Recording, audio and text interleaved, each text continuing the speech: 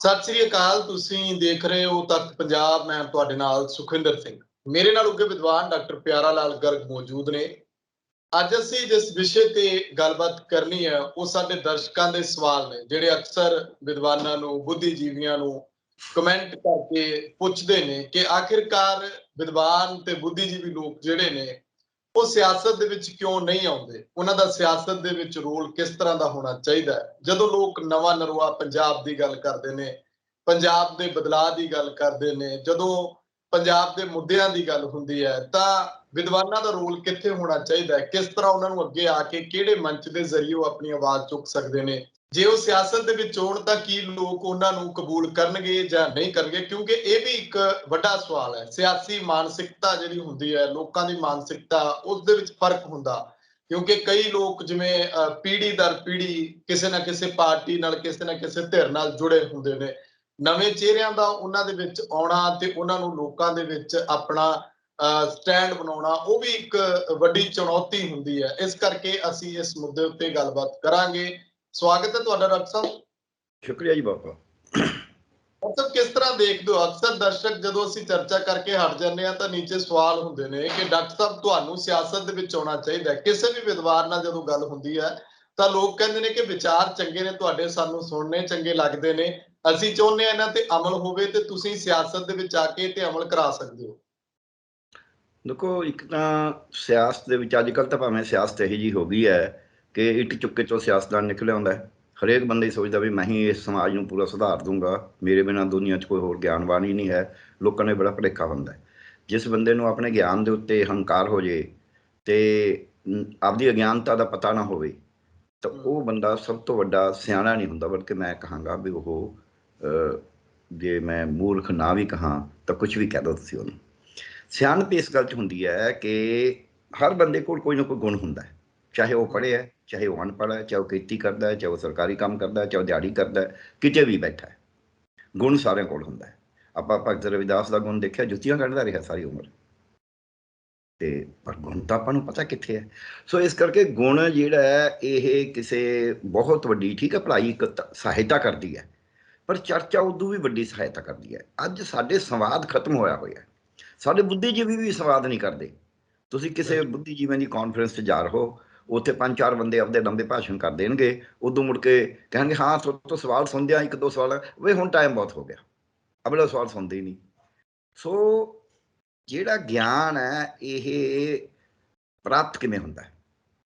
ਜਾਂ ਤਾਂ ਅਵਲੋਕਨ ਕਰਕੇ, ਆਲਾ ਦੁਆਲਾ ਦੇਖ ਕੇ ਕੀ ਹੋ ਰਿਹਾ, ਲੋਕਾਂ ਚਰਚਾ ਕਰਕੇ, ਘੁੰਮ ਫਿਰ ਕੇ, ਤੇ ਫਿਰ ਕੁਝ ਪੁਰਾਣਾ ਇਤਿਹਾਸ ਤੇ ਨਵੀਆਂ ਲੱਭਤਾਂ ਦੇ ਰਾਹੀਂ, ਵਿਗਿਆਨ ਦੇ ਰਾਹੀਂ, ਇਹ ਵਿਗਿਆਨਕ ਤਰੀਕੇ ਨੇ ਗਿਆਨ ਪ੍ਰਾਪਤ ਕਰਨ ਦੇ। ਅੱਜ ਸਾਡਾ ਜਿਹੜਾ ਬੁੱਧੀਜੀਵੀ ਹੈ ਉਹ ਯੂਨੀਵਰਸਿਟੀਆਂ 'ਚ, ਵੱਡੇ ਵੱਡੇ ਅਦਾਰਿਆਂ 'ਚ ਬੈਠਾ ਖੋਜ ਕਰ ਰਿਹਾ ਹੈ, ਪਰ ਉਹਦੇ ਕੋਲੇ ਗਿਆਨ ਦਾ ਇੱਕ ਪੱਖ ਹੈ। ਜਿਹੜੀ ਸਿਆਸਤ ਹੈ ਉਹਦੇ 'ਚ ਸਮੁੱਚਾ ਗਿਆਨ ਚਾਹੀਦਾ ਹੈ। ਜਿਵੇਂ ਤੁਹਾਨੂੰ ਮੀਡੀਆ ਵਾਲਿਆਂ ਨੂੰ ਜ਼ਿਆਦਾ ਸਬਜੈਕਟਾਂ 'ਤੇ ਜਨਰਲ ਨੌਲੇਜ ਚਾਹੀਦੀ ਹੈ, ਪਰ ਜਿਹੜਾ ਤੁਹਾਡੇ ਕੋਲ ਵਿਸ਼ਾ ਮਾਹਰ ਆਉਂਦਾ ਉਹਨੂੰ ਆਪਦੇ ਵਿਸ਼ੇ ਦੀ ਨੌਲੇਜ ਹੁੰਦੀ ਹੈ, ਉਹਨੂੰ ਬਾਕੀ ਗੱਲਾਂ ਦੀ ਨਹੀਂ। ਜੇ ਕਦੇ ਤੁਸੀਂ ਪੁੱਛ ਕੇ ਵੀ ਦੇਖ ਲਓ ਇੱਧਰ ਉੱਧਰ ਦਾ ਸਵਾਲ ਕੁਛ ਨੂੰ ਛੱਡ ਕੇ, ਉਹ ਫਿਰ ਹੋ ਜਾਂਦੀ ਇਹ ਤਾਂ ਜੀ ਮੈਂ ਦੇਖਿਆ ਨਹੀਂ ਅਜੇ। ਸੋ ਕਾਰਨ ਮਾਹਰਾਂ ਦਾ ਆਪਣੀ ਜਗ੍ਹਾ ਹੈ, ਸਿਆਸਤ ਦੀ ਆਪਣੀ ਜਗ੍ਹਾ। ਦੁਖਾਂਤ ਕਿੱਥੇ ਹੋਇਆ? ਦੁਖਾਂਤ ਇਹ ਹੋਇਆ ਹੈ ਕਿ ਜਿਹੜੇ ਬੰਦੇ ਮਾਹਰ ਬਣਦੇ ਨੇ ਉਹ ਸਿਆਸਤਦਾਨ ਦੀ ਉਂਝੀ ਜਗ੍ਹਾ ਲੈਣਾ ਚਾਹੁੰਦੇ ਨੇ, ਬਿਨਾਂ ਸਿਆਸਤ ਕਰੇ ਤੋਂ, ਬਿਲਕੁਲ ਬਿਨਾਂ ਸਿਆਸਤ 'ਚ ਖੂਬੇ ਤੋਂ, ਕਿਉਂਕਿ ਵੀ ਆਪਦੀ ਚੰਗੀ ਤਨਖਾਹ ਵੀ ਸੇਵ ਰੱਖਣੀ ਹੈ ਤੇ ਸਿਆਸਤ 'ਚ ਵੀ ਜਾਣ ਦੀ ਲੋੜ ਨਹੀਂ ਤੇ ਚੌਧਰ ਵੀ ਕਰਨੀ ਹੈ। ਇਹ ਜਿਹੜਾ ਟ੍ਰੈਂਡ ਹੈ ਇਹ ਗਲਤ ਹੈ। ਜਦ ਤੁਸੀਂ ਕਿਸੇ ਕਹਾਣੀ 'ਚ ਵੜੋਗੇ ਨਹੀਂ ਤੇ ਤੁਹਾਨੂੰ ਪਤਾ ਕਿਵੇਂ ਲੱਗੂ। ਫਿਰ ਇੱਕ ਤਜਰਬਾ, ਮੈਂ ਇੱਕ ਛੋਟੀ ਜਿਹੀ ਗੱਲ ਸੁਣਾਉਣਾ ਤੁਹਾਨੂੰ ਸਿਆਸਤਦਾਨ ਦੀ। ਅਸੀਂ 1978 'ਚ ਗਏ ਵੀ ਡਾਕਟਰਾਂ ਵਾਸਤੇ 3 ਸਾਲ ਦੀ ਪੇਂਡੂ ਸੇਵਾ ਜ਼ਰੂਰੀ ਕਰਾਰ ਦਿਓ। ਮੈਂ ਜਨਰਲ ਸੈਕਟਰੀ ਸੀ ਆਪਦੀ ਐਸੋਸੀਏਸ਼ਨ ਦਾ। ਅਸੀਂ ਗਏ ਉੱਥੇ ਐਸੋਸੀਏਸ਼ਨ ਵੱਲੋਂ, ਤਾਂ ਇੱਕ ਬਜ਼ੁਰਗ ਬੈਠੇ ਹੋ ਆਏ ਕੰਘੀ ਕਰ ਰਹੇ ਸੀ ਐਮਐਲਏ ਹੋਸਟਲ ਦੇ ਵਿੱਚ ਆਪਦੇ ਕਮਰੇ 'ਚ ਦਾੜੇ ਨੂੰ, ਤੇ ਸੁਣੀ ਗਏ ਸਾਡੀਆਂ ਗੱਲਾਂ। ਸਾਡਾ ਇੱਕ ਬੰਦਾ ਸੀ ਆਰਐਸਐਸ ਦਾ, ਉਹ ਕਾਫੀ ਜਿਵੇਂ ਬੋਲਦੇ ਨਾ ਸੈਂਟੀਮੈਂਟ ਲੋਕ, ਇਹ ਹੈ ਜੀ ਇਹ ਹੈ। ਚਲੋ, ਉਹ ਸੁਣਨ ਤੋਂ ਬਾਅਦ ਕਹਿੰਦੇ ਡਾਕਟਰ ਸਾਹਿਬਾਨ ਤੁਸੀਂ ਅਫਸਰ ਹੋ, ਆਈਏਐਸ ਅਫਸਰ ਵੀ ਅਫਸਰ ਨੇ, ਚਲੋ ਤੁਸੀਂ ਛੋਟੇ ਅਫਸਰ ਸਹੀ, ਤੁਹਾਡੀ ਨਹੀਂ ਸੁਣਦੇ ਹੋਣੇ। ਕਹਿੰਦਾ ਸਾਡਾ ਹਾਲ ਦੇਖੋ ਨਾ, ਸਾਨੂੰ ਤਾਂ ਕਹਿੰਦਾ ਸਾਰੀ ਉਮਰ ਸਿੱਧੀ ਰਾਹ ਕੱਢਣ ਤੇ ਔਖਾ ਹੁੰਦਾ। ਇਹ ਕਹਿੰਦਾ ਕਦੇ ਸਿਹਤ ਮਹਿਕਮੇ 'ਚ, ਕਦੇ ਸਿੱਖਿਆ ਮਹਿਕਮੇ 'ਚ, ਕਦੇ ਖੇਤੀ ਮਹਿਕਮੇ, ਜਿਵੇਂ ਸਾਰਾ ਕੁਝ ਸਿੱਖ ਕੇ ਆਏ ਹੁੰਦੇ ਨੇ। ਇੱਕ ਲਾਈਨ 'ਚੋਂ ਗੱਲ ਕਹਿ ਗਿਆ। ਇੱਕ ਲਾਈਨ 'ਚ ਟਕੈਤ ਸਾਹਿਬ ਨੇ ਕਹਿਤੀ, ਮੰਚ ਵੀ ਵਹੀ ਪੰਚ ਵੀ ਵਹੀ। ਇਹ ਗੱਲ ਕੋਈ ਪੜ੍ਹਿਆ ਲਿਖਿਆ ਛੇਤੀ ਨਹੀਂ ਕਹਿ ਸਕਦਾ ਸੀ। ਇੱਕ ਲਾਈਨ 'ਚ ਨੌਜਵਾਨਾਂ ਨੇ ਕਹਿਤਾ ਕਿ ਜੇ ਸਾਡੇ ਭਰਾਵਾਂ ਨੂੰ, ਛੋਟੇ ਭਰਾਵਾਂ ਨੂੰ ਪਾਣੀ ਦੀ ਲੋੜ ਹੋਈ, ਅਸੀਂ ਨਹਿਰ ਤਾਂ ਬਣੇ ਨਾ ਬਣੇ, ਉਹ ਤਾਂ ਸਾਡੇ ਵੱਸ ਦਾ ਰੋਗ ਨਹੀਂ, ਪਰ ਅਸੀਂ ਕਈਆਂ ਨਾਲ ਪੁੱਟ ਕੇ ਪਹੁੰਚਾ ਦਾਂਗੇ। ਇਹ ਸਿਆਣਪ ਹੈ, ਇਹ ਸਿਆਸਤ ਹੈ, ਇਹ ਵਿਦਵਤਾ ਹੈ। ਅਸਲ 'ਚ ਅਸੀਂ ਵਿਦਵਤਾ ਤੇ ਸਿਆਸਤ ਨੂੰ ਤੋੜ ਕੇ ਦੇਖਦੇ ਹਾਂ। ਵਿਦਵਤਾ ਜਿਹੜੀ ਹੈਗੀ ਆ ਉਹ ਸਿਆਸਤ ਦੇ ਨਾਲ ਉਹਦਾ ਕੋਈ ਬਹੁਤਾ ਚਾਣਕਿਆ ਵਿਦਵਾਨ ਸੀ, ਪਰ ਕਿਉਂ ਨਹੀਂ ਰਾਜਾ ਬਣਿਆ? ਸੋਚਣ ਦੀ ਲੋੜ ਹੈ। ਸਾਨੂੰ ਵਿਦਵਾਨਾਂ ਦੀ ਵੀ ਲੋੜ ਹੈ, ਤੁਹਾਨੂੰ ਮਾਰਾਂ ਦੀ ਵੀ ਲੋੜ ਹੈ, ਤੁਹਾਨੂੰ ਸਿਆਸਤਦਾਨ। ਅੱਜ ਸਿਆਸਤਦਾਨ ਕਿੱਥੇ ਹੋ ਗਿਆ? ਸਿਆਸਤਦਾਨ ਪਰਿਵਾਰੀ ਹੋ ਗਿਆ, ਦਰਬਾਰੀ ਹੋ ਗਿਆ। ਹੁਣੀ ਮੈਂ ਆ ਲਿਖ ਰਿਹਾ ਸੀ ਆਰਟੀਕਲ, ਜਿਹੜੀ ਆਪਾਂ ਪਿੱਛੇ ਪ੍ਰੋਗਰਾਮ ਕਰਿਆ ਸੀ, ਵੀ ਇਹਨਾਂ ਦਾ ਏਮ ਕੀ ਹੈ, ਵੀ ਜਿਵੇਂ ਉਸੇ ਜੂਨ 'ਚ ਖੇਤੀ ਬਿੱਲ ਆਏ ਨੇ, ਉਸੇ ਜੂਨ 'ਚ ਪੰਜਾਬ ਸਰਕਾਰ ਨੇ ਕਿਹਾ ਸੀ ਇਹ ਤੁਹਾਨੂੰ 2020 'ਚ ਹੀ ਕਿ ਅਸੀਂ ਤੁਹਾਨੂੰ ਲਾਲ ਡੋਰੇ ਦੇ ਅੰਦਰ ਜ਼ਮੀਨ। ਉਹ ਮਤਲਬ ਕੀ ਹੈ, ਵੀ ਵੱਡੇ ਘਰਾਣੇ ਆ ਕੇ ਜ਼ਮੀਨ ਖਰੀਦ ਸਕਣ। ਹੁਣ ਉਹ ਖਰੀਦ ਨਹੀਂ ਸਕਦੇ ਪਿੰਡਾਂ ਦੀ ਜ਼ਮੀਨ, ਕਿਉਂਕਿ ਉਹ ਜ਼ਮੀਨ ਦੇ ਉੱਤੇ ਰਜਿਸਟਰੀ ਨਹੀਂ ਹੋ ਸਕਦੀ। ਵਿਕਦੀ ਤਾਂ ਹੁਣ ਵੀ ਹੈ, ਪਰ ਉਹ ਬਿਨਾਂ ਰਜਿਸਟਰੀ ਦੇ ਵਿਕਦੀ ਹੈ। ਉਹਨੂੰ ਇਹਨਾਂ ਨੇ ਕਹਿਤਾ। ਹੁਣ ਵਿਦਵਾਨ ਕੀ ਹੈ, ਹੁਣ ਸਰਕਾਰੀ ਅਧਿਕਾਰੀ ਨੂੰ ਪਤਾ ਹੋਣਾ ਚਾਹੀਦਾ ਸੀ ਕਿ ਵਿਕਦੀ ਹੈ, ਔਰ ਇਹ ਕੋਈ ਪਾਵਰ ਆਫ ਅਟਾਰਨੀ ਨਹੀਂ ਹੈ। ਉਹਨੂੰ ਆਪਦੀ, ਕਿਉਂਕਿ ਉਹਨੂੰ ਹੋਰ ਭਾਸ਼ਾ ਨਹੀਂ ਆਉਂਦੀ, ਉਹਨੂੰ ਐਂ ਪਤਾ ਵੀ ਇੱਕ ਜਿਹੜਾ ਮੁਖਤਿਆਰਨਾਮੇ ਨਾਲ ਹੀ, ਉਹ ਮੁਖਤਿਆਰਨਾਮਾ ਨਹੀਂ ਦਿੰਦੇ, ਉਹ ਬੈ ਕਰਦੇ ਨੇ ਲਿਖ ਕੇ। ਉਹਨਾਂ ਨੂੰ ਬੈ ਕਰਨਾ ਅਲਾਊਡ ਹੈ, ਕੋਈ ਮੁਖਤਿਆਰਨਾਮਾ ਨਹੀਂ। ਉਹਨੇ ਕਹਿਤਾ ਵੀ ਹੁਣ ਇਹ ਪਾਵਰ ਆਫ ਅਟਾਰਨੀ 'ਚ ਵਿਕਦੀ ਹੈ। ਹੁਣ ਅਸਲ ਗੱਲ ਦੱਸੀ ਨਹੀਂ ਵੀ IAS ਨੇ, ਚੰਡੀਗੜ੍ਹ ਦੇ ਹਲਦਾਰੇ, ਜਲੰਧਰ ਦੇ, ਅੰਮ੍ਰਿਤਸਰ ਦੇ ਹਲਦਾਰੇ, IAS IPS ਸਿਆਸਤਦਾਨ, ਇਹਨਾਂ ਨੇ ਪਿੰਡਾਂ ਦੀਆਂ ਜ਼ਮੀਨਾਂ ਖਰੀਦੀਆਂ ਸਾਂਝੀਆਂ। ਆ ਹੁਣੀ ਰੌਲਾ ਨਹੀਂ ਪਿਆ ਹੋਇਆ ਇੱਥੇ ਬਲੌਂਗੀ ਦੀ ਜ਼ਮੀਨ ਦਾ, ਵੀ ਜੀ ਗਊਸ਼ਾਲਾ ਦੇ ਨਾਂ ਤੇ ਇੱਕ ਮੰਤਰੀ ਨੇ ਲੈ ਲਈ। ਉਹ ਜ਼ਮੀਨਾਂ ਨੂੰ ਹੁਣ ਇਹ ਕੌਡੀਆਂ ਦੇ ਭਾਅ ਲਈਆਂ ਨੂੰ ਇਹ ਕਰੋੜਾਂ ਦੇ ਭਾਅ ਵੇਚਣਾ ਚਾਹੁੰਦੇ ਨੇ ਵੱਡੇ ਕਾਰਪੋਰੇਟਾਂ ਨੂੰ। ਉਹ ਵਿਕੂ ਤਾਂ ਜੇ ਉਹਦੀ ਰਜਿਸਟਰੀ ਹੋਵੇ। ਤਾਂ ਗੱਲ ਤਾਂ ਆਹ ਹੈ। ਸੋ ਇਸ ਕਰਕੇ ਜਿਹੜਾ ਵਿਦਵਾਨ ਹੈ, ਜਿਹੜਾ ਅਫਸਰ ਹੈ, ਜਿਹੜਾ ਕੋਈ ਖੋਜੀ ਹੈ, ਉਹ ਇੱਕ ਪੱਖ ਨੂੰ ਸੋਚਦਾ, ਉਹਦੀ ਬਹੁਤ ਬਰੀਕੀ 'ਚ ਜਾਂਦਾ। ਉਹਦੀ ਲੋੜ ਵੀ ਹੁੰਦੀ ਹੈ, ਇਹ ਨਹੀਂ ਕਿ ਉਹਦੀ ਲੋੜ ਨਹੀਂ ਹੈ, ਪਰ ਜੇ ਅਸੀਂ ਜਿਹੜਾ ਉਹ ਪੱਖ ਉਹਨੇ ਸੋਚਿਆ ਹੈ, ਉਹਦੇ ਨਾਲ ਉਹ ਸਿਆਸਤ ਨਹੀਂ ਕਰ ਸਕਦਾ। ਸਿਆਸਤ ਕਰਨੀ ਹੈ ਤਾਂ ਪ੍ਰੋਪਰਲੀ ਸਿਆਸਤ ਦੇ ਵਿੱਚ ਆਵੇ, ਫਿਰ ਉਹਦੇ ਥਪੇੜੇ ਖਾਵੇ। ਹੁਣ ਅੱਜ ਇਸੇ ਕਰਕੇ ਸਾਡਾ ਸਿਆਸਤਦਾਨ ਨਾ ਤਾਂ ਅਫਸਰਾਂ ਨੂੰ ਸਿੱਧੇ ਕਰ ਸਕਦਾ, ਨਾ ਉਹਨਾਂ ਤੋਂ ਕੰਮ ਲੈ ਸਕਦਾ, ਜਾਂ ਜਿਹੜੇ ਕੰਮ ਦੇ ਲੈਣ ਵਾਲੇ ਉਹਨਾਂ ਦੀ ਗੱਲ ਨਹੀਂ ਕਰਦਾ ਬਹੁਤੀ, ਕਿਉਂਕਿ ਉਹਦੇ ਆਪਦੇ ਜਿਹੜੇ ਹਿੱਤ ਨੇ ਉਹ ਪਰਿਵਾਰੀ ਹੋ ਗਏ, ਉਹ ਆਪਦੇ ਵਪਾਰ ਦੇ ਹੋ ਗਏ। ਦੱਸੋ ਕਿਹੜਾ ਸਿਆਸਤਦਾਨ ਹੈ ਜਿਹੜੇ 100% 1 2 4 10 ਨੂੰ ਛੱਡ ਕੇ, 20 ਨੂੰ ਛੱਡ ਕੇ ਪੰਜਾਬ ਚਲਾ ਲਓ। ਦੂਜਾ ਪਾਰਟ ਜਿਹੜਾ ਹੋ ਗਿਆ, ਦੂਜਾ ਪਾਰਟ ਇਹ ਹੋ ਗਿਆ ਵੀ ਸਿਆਸਤ ਕਦੀ ਇਹੀ ਨਹੀਂ ਹੈ ਕਿ ਤੁਸੀਂ ਅਸੈਂਬਲੀ 'ਚ ਬਹਿ ਕੇ ਕਰਨੀ ਹੈ। ਹੁਣ ਸਾਡੇ ਦੁਖਾਂਤ, ਅਗਲਾ ਦੁਖਾਂਤ ਕੀ ਆ ਗਿਆ ਸਿਆਸਤ ਦੀ ਸਮਝ ਦਾ? ਸਾਡੀ ਸਮਝ ਇਹ ਹੋ ਗਈ ਵੀ ਜਿਹੜਾ ਬੰਦਾ ਅਸੈਂਬਲੀ 'ਚ ਬਹਿ ਕੇ ਗੱਲਬਾਤ ਕਰਦਾ, ਇਹੀ ਸਿਆਸਤ ਹੈ। ਜਿਨ੍ਹਾਂ ਲੋਕਾਂ ਨੇ ਖੇਤੀ ਬਿੱਲਾਂ ਤੇ ਲਿਖਿਆ ਕਿ ਬਿੱਲ ਤੁਹਾਡਾ ਕਬਾੜਾ ਕਰ ਦੇਣਗੇ, ਇਹ ਬਿੱਲ ਤੁਹਾਡੀ ਜ਼ਮੀਨ ਦੇ ਲੁੱਟ ਕਰ ਰਹਿਣਗੇ, ਉਹ ਸਿਆਸਤ ਨਹੀਂ ਸੀ। ਐਡਾ ਵੱਡਾ ਕਿਸਾਨ ਅੰਦੋਲਨ ਉੱਠਿਆ ਹੈ, ਬਿਨਾਂ ਨੂੰ ਸਮਝ ਕੇ ਉੱਠਿਆ ਨਾ। ਬਿਲਕੁਲ। ਅੱਜ ਕਿਸਾਨਾਂ ਦਾ ਬੱਚਾ ਦੱਸਣ ਨੂੰ ਤਿਆਰ ਹੈ ਵੀ ਐਂ ਅਸੀਂ ਆਪਣੀਆਂ ਜ਼ਮੀਨਾਂ ਤੇ ਥੋੜ੍ਹੇ ਕਬਜ਼ੇ ਹੋਣ ਦੇਣੇ ਨੇ। ਨਾਅਰੇ ਉਹਨਾਂ ਨੇ ਆਪੇ ਕੱਢ ਲਏ। ਉਹ ਨਾਅਰੇ ਕੋਈ ਚੰਗਾ ਗੀਤਕਾਰਾਂ ਨੇ ਗੀਤ ਬਣਾਤੇ ਉਹ ਤੇ। ਹੁਣ ਜੇ ਅਸੀਂ, ਸਾਡੇ ਦੁਖਾਂਤ ਕੀ ਹੋ ਗਿਆ ਵੀ ਜੇ ਕੋਈ ਕ੍ਰਿਕਟ ਖੇਡਦਾ ਉਹ ਕਹਿੰਦੇ ਇਹਨੂੰ ਸਿਆਸਤਦਾਨ ਬਣਾ ਦਿਓ, ਵਧੀਆ ਕ੍ਰਿਕਟ ਖੇਡਦਾ। ਜੇ ਕੋਈ ਕਬੱਡੀ ਖੇਡਦਾ ਕਹਿੰਦਾ ਇਹਨੂੰ ਬਣਾ ਦਿਓ। ਜੇ ਕੋਈ ਗਵਈਆ ਚੰਗਾ ਕਹਿੰਦੇ ਇਹਨੂੰ ਵੀ ਸਿਆਸਤਦਾਨ ਬਣਾ ਦਿਓ। ਜੇ ਕੋਈ ਫਿਲਮੀ ਹੈ ਉਹਨੂੰ ਵੀ ਸਿਆਸਤਦਾਨ ਬਣਾ ਦਿਓ। ਅਸੀਂ ਹਸਤੀਆਂ ਦੇ ਉੱਤੇ ਜਾਂ ਪਰਿਵਾਰਾਂ ਦੇ ਉੱਤੇ ਸਿਆਸਤਦਾਨ, ਫਿਲਮ ਸਾਜ਼ ਦਾ ਕੰਮ ਫਿਲਮਾਂ ਬਣਾਉਣਾ ਹੈ, ਉਹ ਫਿਲਮਾਂ ਦੇ ਵਿੱਚ ਸਿਆਸਤ ਕਰੇ। ਹਰ ਜਗ੍ਹਾ ਤੇ ਸਿਆਸਤ ਹੈ। ਮੈਂ ਡਾਕਟਰੀ 'ਚ ਸਿਆਸਤ ਹੀ ਕਰਦਾ। ਕਿਵੇਂ? ਗਰੀਬ ਮਰੀਜ਼ ਆ ਗਿਆ, ਮੈਂ ਪਹਿਲਾਂ ਜਿਹੜੀਆਂ ਮਹਿੰਗੀਆਂ ਮਸ਼ੀਨਾਂ ਖਰੀਦੀਆਂ ਜਾਂਦੀਆਂ, ਮੈਂ ਉਹਨੂੰ ਵਿਰੋਧ ਕਰਾਂਗਾ ਸਰਕਾਰ 'ਚ ਵੀ ਨਹੀਂ, ਇਹ ਮਹਿੰਗੀ ਮਸ਼ੀਨ ਦਾ ਕੀ ਮਤਲਬ? ਪਹਿਲਾਂ ਗਰੀਬਾਂ ਨੂੰ, ਆਮ ਬੰਦੇ ਨੂੰ ਇਲਾਜ ਤਾਂ ਮਿਲੇ, ਉਸ ਤੋਂ ਬਾਅਦ ਮਹਿੰਗੀ ਖਰੀਦਾਂਗੇ ਜੇ ਪੈਸੇ ਹੋਏ। ਇਹ ਸਿਆਸਤ ਹੈ। ਇੱਕ ਵਾਰੀ ਹੋ ਗਿਆ ਇੱਥੇ, ਮੈਂ ਕਿਉਂ ਕਹਿਣਾ, ਇੱਕ ਵਾਰੀ ਹੋ ਗਿਆ ਗਵਰਨਰ ਰੂਲ ਸੀ, ਇੱਕ ਹਾਈ ਪਾਵਰਡ ਕਮੇਟੀ ਬਣਾਈ ਹੋਈ ਸੀ, ਮੈਂ ਉਹਦਾ ਇਕੱਲਾ ਹੀ ਮੈਂਬਰ ਸੀ ਡਾਕਟਰੀ 'ਚ। ਤੇ ਉਹ ਕਹਿਣ ਲੱਗੇ ਵੀ ਆ ਪਿੰਡਾਂ ਦੀਆਂ ਡਿਸਪੈਂਸਰੀਆਂ, ਹਸਪਤਾਲ ਸਾਰੇ ਖਤਮ ਕਰ ਦਿਓ, ਸ਼ਹਿਰਾਂ 'ਚ ਬਣਾ ਦਿਓ। ਮੈਂ ਕਿਹਾ ਪਿੰਡਾਂ ਦੀ ਆਬਾਦੀ ਕਿੱਥੇ ਜਾਊ? ਇਹ ਸਿਆਸਤ ਸੀ, ਕਿਉਂਕਿ ਪਿੰਡਾਂ ਦੇ ਲੋਕਾਂ ਦੇ ਹੱਕ ਵਾਸਤੇ, ਸਿਹਤ ਸੇਵਾਵਾਂ ਦੇਣ ਵਾਸਤੇ, ਜੇ ਮੈਂ ਡਾਕਟਰਾਂ, ਜੇ ਮੈਂ ਕਿਸੇ ਉੱਚੀ ਕਮੇਟੀ 'ਚ ਹਾਂ, ਉਹ ਲੜਦਾ ਜਦ ਮੈਂ ਉੱਥੇ ਆਇਆ ਡਟ ਕੇ, ਤੇ ਉਹ ਮੈਂ ਨਹੀਂ ਖਤਮ ਹੋਣ ਦਿੱਤੀਆਂ, ਉਹ ਸਿਆਸਤ ਹੈ।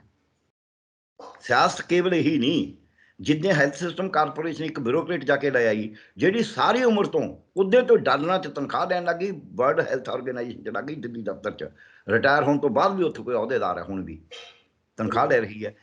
420 ਕਰੋੜ ਦਾ ਕਰਜ਼ਾ ਲੈ ਕੇ ਪੰਜਾਬ ਦਾ ਸਿਹਤ ਸਿਸਟਮ ਗਹਿਣੇ ਧਰਿਆ। ਉਹ ਵੀ ਜੇ ਉਹਨੂੰ ਵਿਰੋਧ ਕਰਦੇ ਸੀ ਜਿਹੜੇ ਉਹ ਸਿਆਸਤ ਵਿਰੋਧ ਕਰਦੇ ਸੀ ਅਸੀਂ ਡਾਕਟਰ, ਸਾਨੂੰ ਪਤਾ ਸੀ ਇਹਦਾ ਨੁਕਸਾਨ ਕੀ ਹੋਏਗਾ। ਪਹਿਲਾਂ ਅਕਾਲੀਆਂ ਨੇ ਕਹਿਤਾ ਵੀ ਹਾਂ ਅਸੀਂ ਅਨੁਸਾਰ ਤੋੜ ਦਾਂਗੇ, ਪਿੱਛੋਂ ਉਹਨਾਂ ਦੇ ਵੀ ਉਹ ਕਿਉਂਕਿ ਬਿਊਰੋਕ੍ਰੇਸੀ ਦੇ ਉਸ ਤੇ ਬਣ ਗਏ। ਸੋ ਸਿਆਸਤਦਾਨ ਨੂੰ ਸਿਆਣਾ ਹੋਣਾ ਜ਼ਰੂਰੀ ਹੈ, ਔਰ ਸਿਆਸਤਦਾਨ ਨੂੰ ਸਭ ਕੁਝ ਆਉਣਾ ਜ਼ਰੂਰੀ ਨਹੀਂ। ਕਈ ਕਹਿ ਦਿੰਦੇ ਨੇ ਉਹ ਤਾਂ ਜੀ 10ਵੀਂ ਪਾਸ ਮਿਨਿਸਟਰ ਕੀ ਕਰੂ, ਜਿਹੜੇ MA ਪਾਸ ਨੇ, ਜਿਹੜੇ PhD ਨੇ, ਉਹਨਾਂ ਨੇ ਕਿਹੜਾ ਰੰਗ ਲਾਇਆ। HRD ਮਿਨਿਸਟਰ ਇੱਕ ਪਾਸੇ ਸਿਮਰਤੀ ਇਰਾਨੀ ਦੀ ਗੱਲ ਕਰਦੇ ਸੀ, ਰੰਗ ਤਾਂ ਉਹਨੇ ਵੀ ਨਹੀਂ ਲਾਇਆ। ਪਰ ਰੰਗ ਜਿਹੜੇ ਸਿੱਬਲ ਸਾਹਿਬ ਸੀਗੇ, ਬੜੇ ਵੱਡੇ ਕਾਨੂੰਨਵਿਦ ਨੇ, ਬਹੁਤ ਵੱਡੇ ਵਕੀਲ ਨੇ, ਬੜੀ ਮੋਟੀ ਫੀਸ ਲੈਂਦੇ ਨੇ, ਉਹਨਾਂ ਨੇ ਕਿਹੜਾ ਰੰਗ ਲਾਤਾ ਸੀ HRD ਮਿਨਿਸਟਰੀ 'ਚ, ਸਿੱਖਿਆ ਮਹਿਕਮੇ 'ਚ। ਸੋ ਇਹ ਕੱਲਾ ਪੜ੍ਹਿਆ ਹੋਣਾ, ਕੱਲਾ ਇਹ ਹੋਣਾ, ਸਿਆਸਤ ਦਾ ਮਤਲਬ ਹੈ ਤੁਸੀਂ ਸਮਾਜ ਨੂੰ ਅੱਗੇ ਕਿਵੇਂ ਲੈ ਕੇ ਜਾਣਾ, ਸਮਾਜ 'ਚ ਜ਼ਿਆਦਾ ਤੋਂ ਜ਼ਿਆਦਾ ਲੋਕਾਂ ਨੂੰ ਫਾਇਦਾ ਮਿਲੇ ਜਿਹੜੀਆਂ ਤੁਸੀਂ ਸਕੀਮਾਂ ਬਣਾਉਂਦੇ ਹੋ। ਇੱਕ ਸਿਆਸਤ ਇਹ ਹੈ। ਦੂਜੀ ਸਿਆਸਤ ਇਹ ਹੈ ਕਿ ਤੁਸੀਂ ਜੋ ਲੋਕਾਂ ਕੋਲ ਚੂਣ ਪੂਣ ਹੈ ਉਹ ਵੀ ਖੋ ਕੇ ਉੱਪਰਿਆਂ ਕੋਲ ਇਕੱਠੇ ਕਰ ਦੇਣਾ, ਆਪਦਾ ਵਿੱਚੋਂ ਹਿੱਸਾ ਲੈ ਲੈਣਾ। ਇਹ ਵੀ ਇੱਕ ਸਿਆਸਤ ਹੈ। ਹੁਣ ਇਹ ਕੋਈ ਵਿਦਵਾਨ ਜੋਰ ਵਾਲੇ ਵਿਦਵਾਨ ਵੀ ਨਹੀਂ ਕਰਦੇ ਨੇ। ਹੁਣ ਵਿਦਵਾਨ ਖੇਤੀ ਕਾਨੂੰਨ ਦਾ ਹੱਕ 'ਚ ਲਿਖ ਰਹੇ ਨੇ ਕਿ ਨਹੀਂ?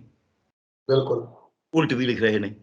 ਸੋ ਜਿਹੜੇ ਉਲਟ ਲਿਖ ਰਹੇ ਨੇ ਉਹ ਚੂਣ ਪੂਣ ਵੰਡਣ ਵਾਲਿਆਂ 'ਚ ਨੇ ਵੀ ਨਹੀਂ, ਜਿਨ੍ਹਾਂ ਕੋਲ ਚੂਣ ਪੂਣਾ ਉਹ ਖੋਹਣ ਵਾਲਾ। ਤੇ ਜਿਹੜੇ ਹੱਕ 'ਚ ਲਿਖਣ ਵਾਲੇ ਨੇ ਉਹ ਕਹਿੰਦੇ ਇਹ ਵੀ ਖੋਹ, ਜਿੰਨੀ ਹੈ 2 ਮਰਲੇ 1 ਕਿੱਲਾ 2 ਕਿੱਲੇ ਖੋਹ ਲਓ, ਦੇ ਦਿਓ ਕਾਰਪੋਰੇਟ ਨੂੰ। ਵਿਦਵਾਨ ਤਾਂ ਦੋਨੇ ਨੇ। ਵਿਦਵਾਨ ਉਹ ਵੀ ਨੇ ਜਿਹੜੇ ਕਹਿੰਦੇ ਨੇ ਮਹਿੰਗੇ ਤੋਂ ਮਹਿੰਗੇ ਹਸਪਤਾਲ ਬਣਾਓ, ਲੋਕ ਆਪਦਾ ਖਰਚਾ ਕਰਕੇ ਇਲਾਜ ਕਰਾਉਣ, ਉਹ ਵੀ ਵਿਦਵਾਨ ਨੇ। ਔਰ ਵਿਦਵਾਨ ਉਹ ਵੀ ਨੇ ਜਿਹੜੇ ਕਹਿੰਦੇ ਨਹੀਂ, ਲੋਕਾਂ ਨੂੰ ਇਲਾਜ ਮੁਫਤ ਮਿਲਣਾ ਚਾਹੀਦਾ, ਜਿੰਨਾ ਕੁ ਤੁਸੀਂ ਇਲਾਜ ਤੇ ਖਰਚਾ ਕਰਦੇ ਹੋ ਉਹ ਖਰਚੇ ਤੋਂ 20 ਗੁਣਾ ਤੁਹਾਨੂੰ, ਕਿਉਂਕਿ ਲੋਕ ਤੰਦਰੁਸਤ ਰਹਿੰਦੇ ਨੇ, ਖੁਸ਼ ਰਹਿੰਦੇ ਨੇ, ਆਪਸ 'ਚ ਲੜਾਈਆਂ ਨਹੀਂ ਕਰਦੇ, ਕੰਮ ਕਰਦੇ ਨੇ ਖੇਤਾਂ 'ਚ, ਫੈਕਟਰੀਆਂ 'ਚ, ਸਕੂਲਾਂ 'ਚ, ਦਫ਼ਤਰਾਂ 'ਚ। ਇਹਦੇ ਕਰਕੇ ਤੁਹਾਡੇ ਜਿਹੜਾ ਅਰਥਚਾਰਾ ਹੈ ਜ਼ਿਆਦਾ ਵਧੀਆ ਚੱਲਦਾ। ਇੱਕ ਆਹ ਵਿਚਾਰ ਵੀ ਹੈ ਔਰ ਇਹ ਸੱਚ ਵੀ ਹੈ। ਸੋ ਸੱਚ ਤੇ ਝੂਠ ਇੱਦਾਂ ਹੀ ਵਿਦਿਆ ਦੇ ਬਾਰੇ ਹੈ, ਹਰ ਚੀਜ਼ ਦੇ ਬਾਰੇ ਹੈ। ਸੋ ਇਸ ਕਰਕੇ ਵਿਦਵਾਨਾਂ ਦੀ ਭੂਮਿਕਾ ਆਪਦੀ ਥਾਂ ਤੇ ਹੈ। ਡਾਕਟਰ ਸਾਹਿਬ ਜਿਵੇਂ ਇੱਕ ਲਾਈਨ 'ਚ ਗੱਲ ਪੂਰੀ ਕਰ ਲਾਂ ਮੈਂ। ਸਾਡੇ ਕਈ ਵਾਰੀ ਡਾਕਟਰ ਬਣੇ ਨੇ ਹੈਲਥ ਮਿਨਿਸਟਰ। ਹਰਸ਼ਵਰਧਨ ਜੀ ਡਾਕਟਰ ਹੀ ਸੀਗੇ, ENT ਸਰਜਨ ਨੇ, MS ਕਰੀ ਹੋਈ ਹੈ। ਕਿਹੋ ਜਿਹਾ ਕਰੋਨਾ ਦਾ ਇਲਾਜ ਕਰ ਲਿਆ ਉਹਨਾਂ ਨੇ, ਕਿੰਨਾ ਕੁ ਕਰ ਲਿਆ। ਸੋ ਇਸ ਕਰਕੇ ਵਿਦਵਾਨਾਂ ਦੇ ਕੰਮ ਨੂੰ ਤੁਸੀਂ ਕਹਿੰਦੇ ਕਿ ਜਿਸ ਕਾ ਕਾਮ ਉਸੀ ਕੋ ਸਾਜੇ ਔਰ ਕਰੇ ਤੋਂ ਠੈਂਗਾ ਬਾਜੇ। ਜਿਹੜੇ ਬੰਦੇ ਨੇ ਜਿਹੜਾ ਕੰਮ, ਜਿਹੜਾ ਬਚਪਨ, ਹੁਣ ਸਾਡੇ ਦੁਖਾਂਤ ਬਸ ਇੱਕ ਗੱਲ ਦਾ ਹੈ, ਬਾਕੀ ਤੁਸੀਂ ਸਵਾਲ ਕਰ ਲਿਓ ਵੀ ਅਸੀਂ, ਸਾਡਾ ਸਿਆਸਤਦਾਨ ਵੀ ਟ੍ਰੇਨਡ ਨਹੀਂ ਹੈ ਅੱਜ। ਉਹ ਪਰਿਵਾਰ 'ਚ ਉੱਠ ਕੇ ਆਇਆ, ਉਹਨੂੰ ਪਰਿਵਾਰ ਤੋਂ ਸਰਟੀਫਿਕੇਟ ਮਿਲਿਆ, ਅਦਰਵਾਈਜ਼ ਉਹ ਸਿਆਸਤਦਾਨ ਨਹੀਂ ਹੈ। ਉਹ ਤਾਂ ਪਰਿਵਾਰਕ ਵਿਰਸਾ ਚਲਾ ਰਿਹਾ ਹੈ। ਸਾਨੂੰ ਉਹ ਸਿਆਸਤ ਬਦਲਣੀ ਪਏਗੀ। ਉਹ ਸਿਆਸਤ ਬਦਲ ਕੇ ਜਦ ਲੋਕਾਂ ਦੀ ਸਿਆਸਤ ਹੋਏਗੀ ਫਿਰ ਸਿਆਸਤਦਾਨ ਉੱਠ ਕੇ ਆਉਣਗੇ। ਚਲੋ ਹੁਣ ਤੁਸੀਂ ਡਾਕਟਰ ਸਾਹਿਬ, ਜਦੋਂ ਗੱਲ ਮਤਲਬ ਕਿ ਜਦੋਂ ਕੋਈ ਵੀ ਲੋਕ ਪੱਖੀ ਫੈਸਲਿਆਂ ਦੀ ਗੱਲ ਕਰਦਾ ਜਾਂ ਲੋਕ ਪੱਖੀ ਮੁੱਦਿਆਂ ਦੀ ਗੱਲ ਕਰਦਾ, ਉਹ ਕੇਂਦਰੀ ਸਿਆਸਤ ਨੂੰ ਟਾਰਗੇਟ ਕਰਦਾ, ਰਵਾਇਤੀ ਸਿਆਸਤ ਨੂੰ ਟਾਰਗੇਟ ਕਰਦਾ। ਪਰ ਪੰਜਾਬ ਦੇ ਵਿੱਚ ਜਦੋਂ ਅਸੀਂ ਖੇਤਰੀ ਪਾਰਟੀਆਂ ਦੀ ਗੱਲ ਕਰਦੇ ਹਾਂ ਤਾਂ ਉਹ ਖੇਤਰੀ ਸਿਆਸਤ ਦੇ ਉਭਾਰ ਦੀ ਗੱਲ ਕਿਉਂ ਨਹੀਂ ਕਰਦਾ, ਖੇਤਰੀ ਸਿਆਸਤ ਦੇ ਇਕੱਠੇ ਹੋਣ ਦੀ ਗੱਲ ਕਿਉਂ ਨਹੀਂ ਕਰਦਾ ਕਿ ਇੱਕ ਮੰਚ ਹੋਣਾ ਚਾਹੀਦਾ, ਇੱਕ ਪਲੇਟਫਾਰਮ ਹੋਣਾ ਚਾਹੀਦਾ, ਉੱਥੇ ਤੁਹਾਡੇ ਵਰਗੇ ਬੁੱਧੀਜੀਵੀ ਵਿਦਵਾਨ ਜਿਹੜੇ ਲੋਕ ਨੇ ਉਹ ਸਾਰੇ ਸਲਾਹਾਂ ਦੇਣ ਆਪਣੀਆਂ, ਜਿਹਦੇ ਨਾਲ ਸਰਕਾਰ ਅੱਗੇ ਕੰਮ ਕਰੇ। ਤੇ ਨਾਲੋਂ ਨਾਲ ਇਹ ਵੀ ਸਵਾਲ ਹੈ ਕਿ ਉਸ ਪਾਸੇ ਵੱਲ ਨੂੰ ਤੁਰਨ ਦੇ ਲਈ ਕਿੰਨਾ ਕੁ ਤਹਈਆ ਚਾਹੀਦਾ ਹੈ, ਕਿਉਂਕਿ ਹਰ ਵਾਰ ਕੀ ਡਰ ਹੁੰਦਾ ਹੈ ਇਸ ਗੱਲ ਦਾ ਕਿ ਸਿਆਸਤ ਜਿਹੜੀ ਉਹ ਪੋਤਰੇ ਫਰੋਲ ਦਿੰਦੀ ਹੈ, ਮਾੜਾ ਮੋਟਾ ਜਿਹੜਾ ਬੰਦੇ ਦੀ ਬਣੀ ਬਣਾਈ ਹੁੰਦੀ ਹੈ ਇੱਜ਼ਤ ਮਾਨ, ਉਹ ਵੀ ਰਹਿੰਦਾ ਖੁੰਦਾ ਕਿਤੇ ਨਾ ਕਿਤੇ, ਉਹਦੀ ਵੀ ਬੜੀ ਗੱਲ ਕੀਤੀ ਜਾਂਦੀ ਹੈ। ਕੁਝ ਇਹੋ ਜਿਹੀ ਇਸ ਕਰਕੇ ਨਹੀਂ ਸਿਆਸਤ ਪਰ ਲਾਇਆ ਜਾਂਦਾ। ਦੋ ਗੱਲਾਂ ਨੇ ਇਹਦੇ 'ਚ। ਇੱਕ ਗੱਲ ਜਿਹੜੀ ਪਹਿਲਾਂ ਅਸੀਂ ਕਿਹਾ, ਸਾਡੇ ਕੋਲ ਪ੍ਰੋਫੈਸਰ ਮਨਜੀਤ ਸਿੰਘ ਹੈਗੇ ਨੇ, 3-4 ਪਾਰਟੀਆਂ 'ਚ ਘੁੰਮ ਕੇ ਵੀ ਆਏ ਨੇ, ਕੋਈ ਬੇਈਮਾਨ ਵੀ ਨਹੀਂ ਹੈਗੇ, ਇਮਾਨਦਾਰ ਨੇ, ਸਿਆਣੇ ਵੀ ਨੇ, ਆਪਾਂ ਰੋਜ਼ ਸੁਣਦੇ ਹਾਂ। ਤੇ ਕਈ ਪਾਰਟੀਆਂ 'ਚ ਘੁੰਮ ਕੇ ਆ ਕੇ ਮੈਂ ਇਹਨਾਂ ਨੂੰ ਹਾਸੇ 'ਚ ਕਿਹਾ ਸੀ, ਮੈਂ ਪਰ ਸਾਹਿਬ ਐਵੇਂ ਤੁਸੀਂ ਪਾਰਟੀਆਂ ਲੜੀ ਜਾਂਦੇ ਹੋ, ਇਹ 'ਚੋਂ ਕੁਛ ਨਹੀਂ ਮਿਲਣਾ। ਜਿਹੜਾ ਕੰਮ ਤੁਸੀਂ ਕਰਦੇ ਹੋ ਉਹ ਤਾਂ ਕੋਈ ਹੋਰ ਕਰ ਨਹੀਂ ਰਿਹਾ। ਹੁਣ ਉਹਨਾਂ ਨੇ ਫਿਰ ਪਿੱਛੇ ਜੇ ਮੈਂ ਕਿਹਾ ਹੁਣ ਘੁੰਮਿਆ ਹੈ ਨਾ, ਹੁਣ ਤੁਸੀਂ ਟਿਕੇ ਰਹੋ ਇੱਥੇ ਗੱਲ ਤੇ। ਕਹਿੰਦੇ ਹਾਂ ਹੁਣ ਟਿਕੇ ਰਹਾਂਗਾ, ਤੁਹਾਡੇ ਸਾਹਮਣੇ 1 ਸਾਲ ਤੋਂ ਹੁਣ ਕੰਮ ਕਰ ਰਹੇ ਨੇ। ਉਹ ਇੱਕ ਭੂਮਿਕਾ ਹੈ, ਹਰ ਬੰਦੇ ਦੀ ਕੋਈ ਭੂਮਿਕਾ। ਸਮਾਜ 'ਚ ਇਹ ਭੂਮਿਕਾ ਨਾ ਸੋਚੋ। ਫਰਕ ਕੀ ਹੈ? ਜੇ ਤੁਸੀਂ ਵਿਦਵਾਨ ਹੋ ਤਾਂ ਤੁਹਾਡੇ 'ਚ ਤਿਆਗ ਹੋਣਾ ਜ਼ਰੂਰੀ ਹੈ। ਤਿਆਗ ਤੋਂ ਬਿਨਾਂ ਤੁਸੀਂ ਗਿਆਨ ਨਹੀਂ ਪ੍ਰਾਪਤ ਕਰ ਸਕਦੇ। ਹੁਣ ਹੱਲ ਕੀ ਹੋ ਗਿਆ ਸਾਡੇ ਜਿਹੜਾ ਸਿਆਸਤਦਾਨ, ਤਿਆਗ ਉਹਦੇ 'ਚ ਵੀ ਨਹੀਂ, ਵਿਦਵਤਾ ਵੀ ਨਹੀਂ ਉਹਦੇ ਜਿੰਨੀ ਕੁ ਚਾਹੀਦੀ ਹੈ। ਇਹ ਨਹੀਂ ਉਹ ਕੋਈ ਹਰ ਚੀਜ਼ ਦਾ ਮਾਹਰ ਹੋਵੇ। ਇੱਦਾਂ ਹੀ ਜਿਹੜਾ ਸਾਡਾ, ਉਹਨੂੰ ਕਾਮਨ ਸੈਂਸ ਵੀ ਘੱਟ ਗਈ ਹੁਣ ਡੇ ਬਾਈ ਡੇ। ਉਹ ਜੋ ਬਿਊਰੋਕ੍ਰੇਸੀ ਕਹਿੰਦੀ ਆ ਉਹਨੂੰ ਮੰਨ ਲੈਂਦਾ। ਉਹਨੂੰ ਲੱਗਦਾ ਵੀ 4 ਵੋਟਾਂ ਆ ਜਾਣਗੀਆਂ, ਉਹਨੂੰ ਭੁਲਾਓ ਲੈਂਦੇ ਨੇ ਸਾਰਾ ਕੁਝ। ਇਹ ਪੰਜਾਬ ਜਿਹੜਾ ਵਿਕਿਆ। ਦੂਜੇ ਪਾਸੇ ਜਿਹੜਾ ਸਾਡਾ ਵਿਦਵਾਨ ਹੈ, ਇਹ ਗੱਲ ਠੀਕ ਹੈ ਤੁਹਾਡੀ, ਉਹ ਇਸ ਗੱਲ ਤੋਂ ਡਰਦਾ ਹੈ ਪਰ ਜਿਹਦੇ ਕੋਲੇ ਕੱਖ ਵੀ ਨਾ ਹੋਵੇ, ਝੌਂਪੜੀ 'ਚ ਰਹਿੰਦਾ ਹੋਵੇ, ਪੋਤਲੇ ਉਹਦੇ ਵੀ ਫਰੋਡੇਗੀ ਸਿਆਸਤ। ਕਿਵੇਂ ਫਰੋਡਦੀ ਹੈ ਤੁਹਾਨੂੰ ਦੱਸ ਦਿੰਦਾ। ਤੁਸੀਂ ਕੋਈ ਬਿਆਨ ਦੇਣਾ, ਜਦ ਤੁਸੀਂ ਸਿਆਸਤ ਦੇ ਵਿੱਚੋਂ ਉਸ ਬਿਆਨ ਨੂੰ ਮਿਸ ਇੰਟਰਪ੍ਰੇਟ ਕਰਨਾ, ਕਿਉਂਕਿ ਪਿਛਲੇ 30 ਸਾਲ 'ਚ ਸਾਡੀ ਸਿਆਸਤ 'ਚ ਜਿਹਨੂੰ ਅਸੀਂ ਕਹਿੰਦਾ ਨੈਤਿਕਤਾ ਦੀ ਇੰਨੀ ਗਿਰਾਵਟ ਆ ਗਈ, ਨਾ ਤਾਂ ਪਾਰਟੀਆਂ ਬਦਲਣ 'ਚ ਕੋਈ ਚਿੰਤਾ ਹੈ, ਨਾ ਆਪਦੇ ਫਲਸਫੇ ਨੂੰ ਬਦਲਣ 'ਚ ਕੋਈ ਚਿੰਤਾ ਹੈ, ਨਾ ਕਿਸੇ ਨੂੰ ਬਿਨਾਂ ਮਤਲਬ ਦੇ ਧੱਕੇ ਨਾਲ ਹੀ ਦੋਸ਼ੀ ਗਰਦਾਨ ਦੇਣ 'ਚ ਕੋਈ ਚਿੰਤਾ ਹੈ, ਨਾ ਆਪਦੀ ਪਾਰਟੀ ਦੇ ਪੁਰਾਣੇ ਇਤਿਹਾਸ ਦੀ ਚਿੰਤਾ ਹੈ। ਉਹਦੇ ਵਿੱਚ ਜਿਹੜੇ ਇਹਨਾਂ ਦੇ ਤੇ ਪੋਤਲੇ ਉੱਧਰ ਸਕਦੇ ਨੇ, ਉਹਨਾਂ ਦੀ ਤਾਂ ਗੱਲ ਹੀ ਛੱਡੋ, ਜਿਹਦੀ ਜਮਾਂ ਹੀ ਨਹੀਂ ਉੱਧਰ ਸਕਦੇ, ਉਹ ਬੈਠਾ ਝੌਂਪੜੀ 'ਚ, ਕੋਈ ਮਕਾਨ ਨਹੀਂ, ਕੁਛ ਨਹੀਂ, ਕੋਈ ਗੱਡੀ ਨਹੀਂ, ਕੋਈ ਕੁਛ ਨਹੀਂ। ਉਹਦੇ ਵੀ ਕਿਉਂਕਿ ਉਹਦੇ ਸ਼ਬਦਾਂ ਦੇ ਉੱਤੇ ਪੋਤਲੇ ਦੇਣੇ ਸ਼ੁਰੂ ਕਰ ਦੇਣਗੇ, ਤੂੰ ਐਂ ਕਹਿਣਾ ਇਹ ਗਲਤ ਹੈ। ਔਰ ਇਹ ਨਹੀਂ ਹੈ ਉਹ ਇਸ ਕਰਕੇ ਕਿ ਉਹ ਸਿਆਸਤ, ਅਦਰਵਾਈਜ਼ ਉਹ ਜਿੰਨਾ ਮਰਜ਼ੀ ਕਹੀ ਜਾਵੇ। ਸੋ ਸਿਆਸਤ ਸਾਡੀ ਇੰਨੀ ਗੰਦਲੀ ਹੋ ਗਈ ਕਿਉਂਕਿ ਸਿਆਸਤ ਹੁਣ ਸਿਰਫ ਮਿਹਨਿਆਂ ਦੇ ਉੱਤੇ, ਨਾਰਿਆਂ ਦੇ ਉੱਤੇ ਆ ਗਈ। ਸਿਆਸਤ ਸਾਡੀ ਸਿਆਸਤ ਰਹੀ ਨਹੀਂ। ਪਰ ਡਾਕਟਰ ਹਾਂਜੀ, ਫਿਰ ਬਦਲਾਅ ਕਿੱਦਾਂ ਆਏਗਾ? ਕਿਉਂਕਿ ਸਿਆਸੀ ਪਾਰਟੀਆਂ ਉਵੇਂ ਚੱਲਦੀਆਂ ਰਹਿਣਗੀਆਂ, ਰਵਾਇਤੀ ਹੋਣ, ਖੇਤਰੀ ਹੋਣ, ਉਹਨਾਂ ਦਾ ਦਬਦਬਾ ਉਦਾਂ ਹੀ ਰਹਿਣਾ। ਤੁਹਾਡਾ ਦਬਦਬਾ ਜਿਹੜਾ ਇੱਕ ਧਿਰ ਹੁੰਦੀ ਹੈ ਜਿਹੜੀ ਪ੍ਰੈਸ਼ਰ ਬਣਾ ਕੇ ਰੱਖਦੀ ਹੈ ਸਰਕਾਰ ਦੇ ਹਰ ਮਤਲਬ ਕਿ ਮੁੱਦੇ ਦੇ ਉੱਤੇ, ਉਹਨਾਂ ਦੀ ਆਲੋਚਨਾ ਜਾਂ ਉਹਨਾਂ ਦੀ ਪ੍ਰਸ਼ੰਸਾ ਵੀ ਬਣਦੀ ਹੈ, ਜਿੱਥੇ ਕਰਨੀ ਉੱਥੇ ਕੀਤੀ ਜਾਂਦੀ ਹੈ। ਪਰ ਇਹ ਫਿਰ ਸਿਆਸਤ ਉਦਾਂ ਹੀ ਚੱਲਦੀ ਰਹੇਗੀ, ਉਹ ਆਪਣਾ ਕੰਮ ਕਰਦੇ ਰਹਿਣਗੇ, ਵਿਦਵਾਨ ਬੁੱਧੀਜੀਵੀ ਆਪਣਾ ਕੰਮ ਕਰਦੇ ਰਹਿਣਗੇ, ਫਿਰ ਬਦਲਾਅ ਕਿੱਥੋਂ ਆਏਗਾ? ਨਹੀਂ ਇਹ ਨਹੀਂ, ਇਹ ਗੱਲ ਠੀਕ ਹੈ ਤੁਹਾਡੀ, ਸਵਾਲ ਜਾਇਜ਼ ਹੈ, ਪਰ ਜਿਹੜਾ ਤੁਸੀਂ ਉਹਦਾ ਸੋਚਦੇ ਹੋ ਉਹ ਨਹੀਂ, ਆਇਆ ਨਹੀਂ ਹੈ। ਬਦਲਾਅ ਆਉਂਦਾ ਲੋਕ ਲਿਆਉਂਦੇ। ਸਾਨੂੰ ਭੁਲੇਖਾ ਹੈ, ਸਾਨੂੰ ਭੁਲੇਖਾ ਕਿ ਵਿਦਵਾਨ ਸਮਾਜ ਨੂੰ ਬਦਲਦੇ ਨੇ, ਸਾਨੂੰ ਭੁਲੇਖਾ ਹੈ ਕਿ ਸਿਆਸਤਦਾਨ ਸਮਾਜ ਨੂੰ ਬਦਲਦੇ ਨੇ। ਉਹਨਾਂ ਦਾ ਬਹੁਤ ਛੋਟਾ ਭੂਮਿਕਾ ਹੈਗੀ ਹੈ। ਜੇ ਕੋਈ ਕਹੇ ਕੈਪਟਨ ਗੇਮ ਜਿੱਤਦਾ ਹੈ, ਖੇਡ ਦੇ ਵਿੱਚ ਕੈਪਟਨ ਗੇਮ ਨਹੀਂ ਜਿੱਤਦਾ, ਦਰਸ਼ਕ ਬਹੁਤ ਵੱਡਾ ਪਾਰਟ ਹੁੰਦੇ ਨੇ ਉਹਦੇ, ਰੈਫਰੀ ਹੁੰਦਾ ਹੈ। ਮੈਦਾਨ ਕਿਹਾ ਜਾਏ, ਮੀਂਹ ਪਿਆ ਹੋਵੇ, ਪਿੱਚ ਗਿੱਡੀ ਕਰ ਦੋ, ਇੱਕ ਨੂੰ ਗਿੱਡੀ ਤੇ ਖੇਡਣਾ ਆਉਂਦਾ, ਦੂਜੇ ਨੂੰ ਖੇਡਣਾ ਨਹੀਂ ਆਉਂਦਾ। ਸਾਡੇ ਤਾਂ ਇਤਿਹਾਸ 'ਚ ਆਇਆ ਵੀ ਉਹ ਪਾਸਾ ਹੀ ਬਦਲਤਾ ਸੀ, ਪਾਸਾ ਬਦਲ ਕੇ ਦੁਰਯੋਧਨ ਜਿੱਤ ਗਿਆ ਸੀ। ਸੋ ਇਹ ਜਿਹੜੀ ਸਿਆਸਤ ਅੱਜ ਕਿਉਂ ਖਰਾਬ ਹੋਈ ਹੈ, ਇਹਨੂੰ ਸਿੱਧਾ ਕਰਨ ਵਾਸਤੇ ਕੋਈ ਇਮਾਨਦਾਰ, ਮੈਂ ਪਿੱਛੇ ਇੱਕ ਛੋਟੀ ਜਿਹੀ ਉਦਾਹਰਨ ਦੇ ਦਿੰਦਾ। ਇੱਥੇ ਇੱਕ ਸਾਡੀ ਮੀਟਿੰਗ ਹੋ ਰਹੀ ਸੀ 2 ਮਹੀਨੇ ਪਹਿਲਾਂ, 1.5 ਮਹੀਨਾ ਪਹਿਲਾਂ। ਪ੍ਰੋਫੈਸਰ ਮਨਜੀਤ ਸਿੰਘ ਉਹਦੇ ਸੀਗੇ, ਮਾਲੀ ਸਾਹਿਬ ਉਹਦੇ ਸੀਗੇ, ਗਿਆਨੀ ਕੇਵਲ ਸਿੰਘ ਉਹਦੇ ਸੀਗੇ, ਸ਼੍ਰੀ ਹਮੀਰ ਸਿੰਘ ਜੀ ਉਹਦੇ ਵਿੱਚ ਸੀਗੇ, ਤੇ ਤੁਸੀਂ ਆਪੇ ਹਿਸਾਬ ਲਾ ਸਕਦੇ ਹੋ ਜਿਹੜੇ ਰੋਜ਼ ਬੋਲਦੇ ਨੇ ਜੋ ਕੁਛ। ਮੈਂ ਇਹ ਕਿਹਾ ਸੀ ਵੀ ਆਪਾਂ ਸਾਰਿਆਂ ਨੂੰ ਜੇ ਅੱਜ ਵਜ਼ੀਰ ਬਣਾ ਦਿੱਤਾ ਜਾਵੇ ਪੰਜਾਬ ਦਾ, ਨੋਮੀਨੇਟ ਕਰ ਦੇਣ ਵੀ ਤੁਸੀਂ ਵਜ਼ੀਰ, ਤੁਸੀਂ ਚਲਾਓ ਇਹਨੂੰ, ਮੈਂ ਤੁਸੀਂ 2 ਦਿਨ ਚਲਾ ਕੇ ਦਿਖਾ ਦਿਓ। ਹੁਣ ਇਹ ਬੜੀ ਵੱਡੀ ਤੁਹਾਨੂੰ ਲੱਗੂਗੀ ਸਟੇਟਮੈਂਟ। ਕਿਉਂਕਿ ਮੁੱਦੇ ਬਹੁਤ ਨੇ। ਇਹ ਕਹਿਣਾ ਵੀ ਸਕੂਲ ਇੱਕੋ ਜਿਹੇ ਹੋਣ ਜੀ, ਸਿਹਤ ਸੇਵਾਵਾਂ ਇੱਕੋ ਜਿਹੀਆਂ ਹੋਣ ਜੀ, ਹਰੇਕ ਨੂੰ ਰੁਜ਼ਗਾਰ ਮਿਲੇ ਜੀ, ਇਹ ਤਾਂ ਕਹਿਣਾ ਬੜਾ ਸੌਖਾ। ਸਵਾਲ ਹੈ ਹੋਊ ਕਿਵੇਂ?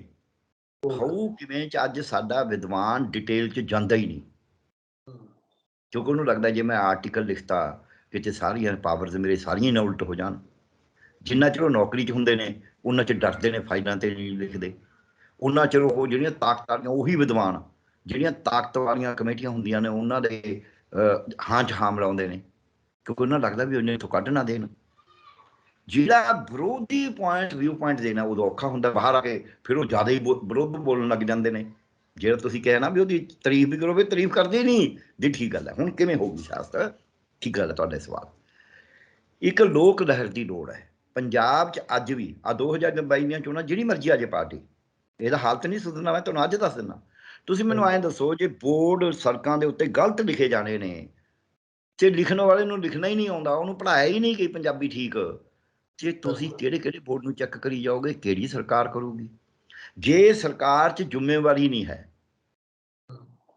ਜਵਾਬਦੇਹੀ ਨਹੀਂ ਹੈ, ਫਿਰ ਜਿਹੜਾ ਮਰਜ਼ੀ ਰਿਸ਼ਵਤ ਕਰੀ ਜਾਵੇ। ਜੇ ਹੁਕਮ ਇਹ ਹੋ ਜੇ, ਆਪੇ ਸਿੱਖੂ ਬੰਦਾ। ਕਹਿੰਦੇ ਡਰ ਅੱਗੇ ਭੂਤ ਨੱਚਦੇ ਨੇ। ਵੀ ਦੇਖੋ ਭਾਈ, ਆਪਦਾ ਕੰਮ ਕਰਨਾ ਪਊ, ਜਿਹੜਾ ਨਹੀਂ ਕਰੂ ਉਹਨੂੰ ਆ ਬੇਬੇ ਦੇ ਕੰਨ ਵਰਗੇ ਨੋਟ ਨਹੀਂ ਮਿਲਣੇ, ਕੁਝ ਸਿੱਧਾ। ਪਰ ਉਹ ਕਿਉਂ ਨਹੀਂ ਕਹਿੰਦੇ? ਕਿਉਂਕਿ ਉਹਨਾਂ ਦੀ ਤਾਂ ਚੇਤੇ ਉੱਥੇ ਲੱਗੇ ਹੋਏ ਨੇ, ਜਾਂ ਉਹਨਾਂ ਦੇ ਵੋਟਰ ਨੇ ਜਾਂ ਉਹਨਾਂ ਦੇ ਰਿਸ਼ਤੇਦਾਰ ਨੇ। ਦੂਜੇ ਨੂੰ ਤਾਂ ਨੌਕਰੀ ਮਿਲਦੀ ਨਹੀਂ, ਚਾਹੇ ਦਲਿਤ ਨੇ ਚਾਹੇ ਨਾਮ ਦਲਿਤ ਨੇ। ਉਹੀ ਅਫਸਰ ਨੇ, ਉਹੀ ਸਿਆਸਤਦਾਨ ਨੇ। ਤੁਸੀਂ ਕੋਈ ਕੱਢ ਕੇ ਦੇਖ ਲਓ ਪਰਿਵਾਰ, ਉਸੇ ਦੇ ਜਵਾਕ ਅਫਸਰ ਨੇ, ਉਹੀ ਸਿਆਸਤਦਾਨ ਨੇ, ਉਹੀ ਵਪਾਰੀ ਨੇ ਵੱਡੇ। ਇਹ ਜਿਹੜੀ ਗੱਲ ਹੈ ਨਾ, ਇਹਨੂੰ ਬਦਲਾ ਕੌਣ ਕਰੂ? ਸਫਰ ਕੌਣ ਕਰਦੇ ਨੇ? ਸੱਟ ਕਿਹਦੇ ਪੈਂਦੀ ਹੈ? ਲੋਕਾਂ ਤੇ। ਕਹਿੰਦੇ ਚਾਹੇ ਚਾਕੂ ਖਰਬੂਜੇ ਤੇ ਗਿਰੇ, ਚਾਹੇ ਖਰਬੂਜਾ ਚਾਕੂ ਤੇ ਗਿਰੇ, ਕਟਿਆ ਖਰਬੂਜੇ ਨੇ ਜਾਣਾ, ਕਟਿਆ ਲੋਕਾਂ ਨੇ ਜਾਣਾ। ਫਿਰ ਲੋਕਾਂ ਨੂੰ ਆਪ ਉੱਠਣਾ ਪਊ। ਹੁਣ ਜਦ ਲੋਕ ਉੱਠਦੇ ਨੇ, ਆ ਕਿਸਾਨੀ ਅੰਦੋਲਨ 'ਚ ਲੋਕ ਉੱਠੇ ਨੇ, ਤੁਹਾਡੇ ਸਾਹਮਣੇ ਜਿਹੜੀਆਂ ਵੱਡੀਆਂ ਵੱਡੀਆਂ ਤਾਕਤਾਂ ਨੇ ਉਹ ਠੀਕ ਹੈ ਪੂਰੀ ਤਰ੍ਹਾਂ ਨਹੀਂ ਝੁਕੀਆਂ ਪਰ ਝੁਕਦੀਆਂ ਨੇ ਰੋਜ਼। ਅੱਜ ਉਹ ਸਿਆਸਤਦਾਨ ਨੂੰ ਡਿਕਟੇਟ ਕਰ ਰਹੇ ਨੇ ਵੀ ਤੁਸੀਂ ਉੱਥੇ ਆ ਬੋਲਦੇ ਨੇ ਉਹ, ਠੀਕ ਹੈ। ਸੋ ਅੱਜ ਸਿਆਸਤ ਦੀ ਸੁਖਵਿੰਦਰ ਜੀ ਤੁਸੀਂ ਸਹੀ ਕਿਹਾ ਹੈ, ਜਿਹੜੇ ਸੈਂਟੀਮੈਂਟ ਹੋ ਗਏ, ਮੈਨੂੰ ਬੜੇ ਕਮੈਂਟ ਮੈਂ ਸੁਣਦਾ ਵੀ ਫਲਾਣੇ ਨੂੰ ਮੁੱਖ ਮੰਤਰੀ ਬਣਾ ਦਿਓ, ਫਲਾਣੇ ਨੂੰ ਪ੍ਰਧਾਨ ਮੰਤਰੀ ਬਣਾ ਦਿਓ, ਦੇਸ਼ ਦਾ ਆ ਹੋ ਜੂ। ਇਹ ਠੀਕ ਹੈ, ਉਹਨਾਂ ਦੇ ਵਿਚਾਰ ਬਹੁਤ ਅੱਛੇ ਹੁੰਦੇ ਨੇ, ਪਰ ਸਵਾਲ ਇਹ ਹੈ ਉਹਨਾਂ ਚੋਂ ਕਿੰਨੇ ਨੇ ਜਿਨ੍ਹਾਂ ਨੇ ਕਦੇ ਜਿਹੜੇ ਵੀ ਅਦਾਰੇ 'ਚ ਗਏ ਨੇ ਉੱਥੇ ਉਹਨਾਂ ਨੇ ਕਿੰਨੇ ਕੁ ਸੁਧਾਰ ਕਰੇ। ਜਿੰਨੇ ਵਿਦਵਾਨ ਨੇ, ਮੈਂ ਨਾਮ ਨਹੀਂ ਲਵਾਂਗਾ, ਉਹ ਵੱਡੇ ਵੱਡੇ ਅਦਾਰਿਆਂ ਤੇ ਕੋਈ ਪਲੈਨਿੰਗ ਬੋਰਡ ਦਾ ਵਾਈਸ ਚੇਅਰਮੈਨ ਰਿਹਾ, 3 ਯੂਨੀਵਰਸਿਟੀਆਂ ਦੇ ਵਾਈਸ ਚਾਂਸਲਰ ਰਹੇ ਨੇ, ਕੋਈ ਹੈੱਡ ਆਫ ਦੀ ਡਿਪਾਰਟਮੈਂਟ ਰਹੇ ਨੇ, ਅਰਥ ਸ਼ਾਸਤਰ ਜਾਂ ਹੋਰ ਸਮਾਜ ਸ਼ਾਸਤਰ ਦੇ, ਜਾਂ ਆਪਣਾ ਇਹ ਸਿਆਸੀ ਆਰਥਿਕਤਾ ਦੇ, ਜਾਂ ਸਿਆਸਤ ਪੋਲੀਟੀਕਲ ਸਾਇੰਸ ਦੇ, ਹੈ ਰਾਜਨੀਤੀ ਸ਼ਾਸਤਰ ਦੇ, ਜਾਂ ਭਾਸ਼ਾ ਦੇ। ਉਹਨਾਂ ਨੇ ਕਿੰਨਾ ਕਰ ਲਿਆ ਤੁਸੀਂ ਮੈਨੂੰ ਇਹ ਦੱਸੋ। ਇੱਕ ਲਾਈਨ ਖਤਮ ਕਰਨ ਲੱਗਿਆ ਜੀ ਮੈਂ ਤੁਹਾਡੀ ਵੀਡੀਓ ਵਾਜਬ ਹੈ। ਮੈਨੂੰ ਸਵਾਲ ਇੱਥੇ ਤਾਂ ਆਇਆ ਚੇਤੇ ਕਿ ਮੈਂ ਵੀ ਇਹੀ ਕਹਿਣਾ ਸੀ ਕਿ ਲੋਕ ਪੁੱਛਦੇ ਨੇ ਕਿ ਇਹ ਜਦੋਂ ਅਫਸਰਸ਼ਾਹੀ ਵਿੱਚ ਹੁੰਦੇ ਨੇ, ਲੋਕਾਂ ਦੀ ਬੋਲੀ ਹੁੰਦੀ ਹੈ, ਕਿ ਲੋਕ ਕਹਿੰਦੇ ਕਿ ਜਦੋਂ ਇਹ ਮਲਾਈਆਂ ਛਕਦੇ ਨੇ ਉਦੋਂ ਕਿਉਂ ਨਹੀਂ ਉਹ, ਮਤਲਬ ਕਿ ਇਹਨਾਂ ਦੇ ਹੱਥ 'ਚ ਕਾਨੂੰਨ ਹੁੰਦਾ, ਇਹਨਾਂ ਦੇ ਹੱਥ 'ਚ ਕਲਮ ਹੁੰਦੀ ਹੈ, ਇਹ ਸਾਰਾ ਕੁਝ ਉਹ ਲਾਗੂ ਕਰਵਾ ਸਕਦੇ ਨੇ, ਉਦੋਂ ਨਹੀਂ ਬੋਲਦੇ। ਜਦੋਂ ਇਹ ਰਿਟਾਇਰ ਹੋ ਜਾਂਦੇ ਨੇ ਉਦੋਂ ਕਹਿੰਦੇ ਇਹਨਾਂ ਦਾ ਹੇਜ ਜਾਗ ਜਾਂਦਾ ਆਪਣੀ ਧਰਤੀ ਪ੍ਰਤੀ, ਆਪਣੇ ਲੋਕਾਂ ਪ੍ਰਤੀ, ਆਪਣੇ ਸੱਭਿਆਚਾਰ ਪ੍ਰਤੀ। ਇਹ ਵੀ ਨਾਲ ਕਲੀਅਰ ਕਰਿਓ। ਇਹ ਵੀ ਦੋ ਗੱਲਾਂ ਨੇ, ਇੱਕ ਦਾ ਤਾਂ ਹੇਜ ਜਾਗਦਾ, ਇੱਕ ਤਾਂ ਜਾਗਦਾ ਹੀ ਨਹੀਂ। ਉਹ ਊਂ ਹੀ ਲੋਕਾਂ ਦਾ ਹੱਕ ਦੀ ਗੱਲ ਕਰਦੇ ਹੋਏ ਫਿਰ ਵੀ ਸਰਕਾਰ ਦੀ ਗੱਲ ਕਰਦੇ ਨੇ। ਸਾਡੇ ਇੱਕ ਅਰਥ ਸ਼ਾਸਤਰੀ ਜਿਹਦੀ ਮੈਂ ਹੁਣੀ ਗੱਲ ਕਰ ਰਿਹਾ ਸੀ, ਉਹ ਕਈ ਯੂਨੀਵਰਸਿਟੀਆਂ 'ਚੋਂ, ਕਈ ਬੋਰਡ ਆਫ ਮੈਨੇਜਮੈਂਟਾਂ 'ਚ ਰਹੇ ਨੇ, ਉਹ ਖੇਤੀ ਕਾਨੂੰਨ ਦੀ ਸਪੋਰਟ ਕਰਦੇ ਰਹੇ ਨੇ, ਕਿਉਂਕਿ ਵਰਲਡ ਬੈਂਕ 'ਚੋਂ ਵੀ ਪੈਨਸ਼ਨ ਮਿਲ ਰਹੀ ਹੈ। ਇੱਕ ਹੋਰ ਹੈ, ਉਹਨੂੰ ਵਰਲਡ ਬੈਂਕ ਦੇ ਵਿੱਚੋਂ ਤਾਂ ਨਹੀਂ ਮਿਲਦਾ ਕੁਛ, ਪਰ ਉਹ ਰਿਟਾਇਰ ਹੋ ਕੇ ਵੀ ਇੱਕ ਅਦਾਰੇ 'ਚ ਲੱਗੇ ਰਹੇ, ਚੰਗਾ ਪੈਸਾ ਪੂਸਾ, ਉੱਥੋਂ ਵੀ ਤਨਖਾਹ, ਕੋਈ ਖਰਚੇ ਨਹੀਂ, ਕੋਈ ਹੋਰ ਨਹੀਂ, ਬੀਵੀ ਨੂੰ ਵੀ ਪੈਨਸ਼ਨ, ਆਪ ਨੂੰ ਵੀ ਪੈਨਸ਼ਨ, ਜਵਾਕ ਬਾਹਰ ਸੈਟਲਡ ਨੇ। ਜਿਨ੍ਹਾਂ ਦੇ ਜਵਾਕ ਬਾਹਰ ਸੈਟਲਡ ਨੇ, ਅਕਾਊਂਟ ਬਾਹਰ ਨੇ, ਆਪ ਉਰੇ ਸਿਰਫ, ਕਿਉਂਕਿ ਮੈਂ ਤਾਂ ਕਈਆਂ ਨੂੰ ਇਹ ਹੱਸਦਾ ਹੁੰਦਾ, ਜਿਹੜਾ ਤੁਸੀਂ ਕਹਿੰਦੇ ਹੋ ਉਹਨਾਂ ਦੀ ਇੱਕ ਭੂਮਿਕਾ ਤਾਂ ਹੈਗੀ ਹੈ, ਉਹਨਾਂ ਨੂੰ ਤਾਂ ਜੇ ਇਹ ਕੰਮ ਨਾ ਮਿਲੇ ਉਹ ਤਾਂ ਮਰ ਜਾਣ। ਉਹ ਤਾਂ ਆਪਦੀ ਚੌਧਰ ਵੀ ਬਣਾ ਕੇ ਰੱਖਣਾ ਚਾਹੁੰਦੇ ਨੇ ਸਮਾਜ 'ਚ। ਸਮਾਜ 'ਚ ਤਾਂ ਸਾਨੂੰ ਬੰਦੇ ਉਹ ਚਾਹੀਦੇ ਨੇ ਜਿਹੜਾ ਕਹਿੰਦਾ ਯਾਰ ਮੈਨੂੰ ਕੋਈ ਪੁੱਛੇ ਨਾ ਪੁੱਛੇ, ਜੇ ਰਾਜ ਦੇ ਤਾਂ ਤੇਰੀ ਵਡਿਆਈ, ਜੇ ਭੀਖ ਮੰਗਾਏ ਤਾਂ ਕਿਆ ਕਰ ਜਾਏ, ਦੁੱਖ ਸੁੱਖ ਦੋਏਦਾਰ ਕੱਪੜੇ ਪਹਿਰੇ ਜਾਏ ਮਨੁੱਖ, ਜਿੱਥੇ ਬੋਲਣ ਹਾਰੀ ਹੈ ਤਿੱਥੇ ਚੰਗੀ ਚੁੱਪ। ਜਿਹੜਾ ਇਹ ਕਰੇ, ਜਿਹੜਾ ਕਹੇ ਵੀ ਮੈਨੂੰ ਕੋਈ ਫਰਕ ਨਹੀਂ ਪੈਂਦਾ, ਜੇ ਕੋਈ ਉਸਤ ਨਿੰਦਾ ਸੰਕਰ ਜਾਣੇ, ਨਾ ਡੋਹ ਮੋਹ ਮਾਨਾ, ਨਾ ਉਹਨੂੰ ਡੋਹ ਹੈ, ਨਾ ਮੋਹ ਹੈ, ਨਾ ਮਾਨ ਹੈ, ਤੇ ਨਾ ਉਹਨੂੰ ਉਸਤਤ ਨਿੰਦਾ ਦਾ ਕੋਈ ਡਰ ਹੈ, ਬਰਾਬਰ ਜਾਣਦਾ। ਸਾਨੂੰ ਇਹ ਗੱਲ ਸਮਝਣੀ ਪਊਗੀ ਵਿਦਵਾਨ ਕੌਣ ਹੈ। ਅਸੀਂ ਅਸਲ 'ਚ ਜਿਹੜਾ ਪੜ੍ਹ ਗਿਆ, ਜਿਹੜਾ ਵੱਡੇ ਉੱਚੇ ਅਹੁਦੇ 'ਤੇ ਰਹਿ ਗਿਆ, ਜਿਹੜਾ 4 ਲਫ਼ਜ਼ ਬੋਲਦਾ, ਵਧੀਆ ਭਾਸ਼ਾ ਬੋਲਦਾ, ਅੰਗਰੇਜ਼ੀ ਬੋਲ ਜਾਂਦਾ, ਉਹਨੂੰ ਅਸੀਂ ਸਮਝਿਆ ਵਿਦਵਾਨ। ਇਹ ਸਾਨੂੰ ਕਨਫਿਊਜ਼ਨ ਹੈ। ਉਹ ਕਿਸੇ ਨੇ ਪੋਥੀ ਵਾਹੀ, ਕਿਸੇ ਨੇ ਖੋਤੀ ਵਾਹੀ, ਤੇ ਖੋਤੀ ਵਾਹੁਣ ਵਾਸਤੇ ਵੀ ਬੰਦੇ ਨੂੰ ਸਿੱਖਣਾ ਤਾਂ ਪੈਂਦਾ ਹੀ ਹੈ, ਤੇ ਉਹਨੂੰ ਵੀ ਆਉਂਦਾ ਹੁੰਦਾ ਇਹਨੂੰ ਸਾਧਣਾ ਕਿਵੇਂ ਹੈ। ਆ ਮੇਰੇ ਵਰਗਾ ਘੋੜੇ ਤੇ ਚੜ੍ਹਨ ਦੀ ਕੋਸ਼ਿਸ਼ ਕਰੇ, ਠਾਹ ਘੋੜਾ ਥੱਲੇ ਮਾਰੂਗਾ ਲਾ ਕੇ, ਪਰ ਜਿਹੜੇ ਉਹਦੇ ਹੈਗੇ ਨੇ ਉਹ ਤਾਂ ਠਾਹ ਐ ਖਿੱਚ ਕੇ ਲਗਾਮ ਲੈ ਜਾਂਦੇ ਨੇ। ਮੈਨੂੰ ਤਾਂ ਰੇੜਾ ਨਹੀਂ ਜੋੜਨਾ ਆ ਸਕਦਾ, ਰੇੜੇ ਦੇ ਨਾਲ ਅੱਗੇ ਖੱਚਰ ਨੂੰ ਕਿਵੇਂ ਜੋੜਨਾ ਮੈਨੂੰ ਨਹੀਂ ਆ ਸਕਦਾ, ਉਹਨੂੰ ਆਉਂਦਾ। ਸੋ ਅਸੀਂ ਕੀ ਕਰਦੇ ਹਾਂ, ਸਾਡੇ ਦੁਖਾਂਤ ਕਿੱਥੇ ਆ ਗਿਆ। ਅਸੀਂ ਜਿਹੜਾ ਵੀ ਕੋਈ ਕੰਮ ਕਰਦਾ ਸੀ ਸੋਚਦੇ ਇਹ ਤਾਂ ਨਲਾਇਕ ਹੈ ਜੀ, ਮੈਂ ਬਹੁਤ ਸਿਆਣਾ ਕਿਉਂਕਿ ਮੈਂ 4 ਅੱਖਰ ਪੜ੍ਹ ਗਿਆ, ਮੈਨੂੰ 4 ਨੌਕਰੀਆਂ ਮਿਲ ਗਈਆਂ, ਮੈਨੂੰ ਚੰਗੀ ਪੈਨਸ਼ਨ ਮਿਲ ਗਈ ਜਾਂ ਤਨਖਾਹ ਮਿਲ ਗਈ।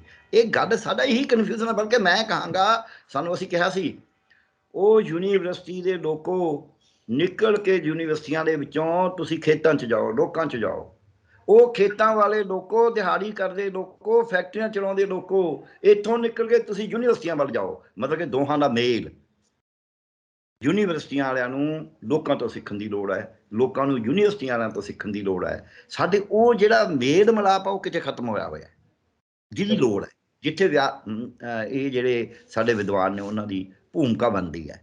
ਸਾਡੇ ਹੁਣ ਕੌਣ ਹੈ, ਭਾਸ਼ਣ ਹੁੰਦੇ ਨੇ, ਤੁਸੀਂ ਜਾ ਕੇ ਦੇਖੋ, ਜਿੰਨੇ ਭਾਸ਼ਣ ਉਹ ਵੀ ਪੜ੍ਹੇ ਲਿਖੇ ਨੇ, ਉਹੀ ਓਨਾ ਹੀ ਫਾਰਮੂਲਾ ਹੈ, ਉਹ ਫਾਰਮੂਲਾ ਪ੍ਰੈਕਟਿਸ ਚੱਲਦੀ ਹੈ, ਉਹਦੇ ਵਿੱਚੋਂ ਸਿਆਸਤ ਨਹੀਂ ਨਿਕਲ ਰਹੀ ਹੈ ਜੀ।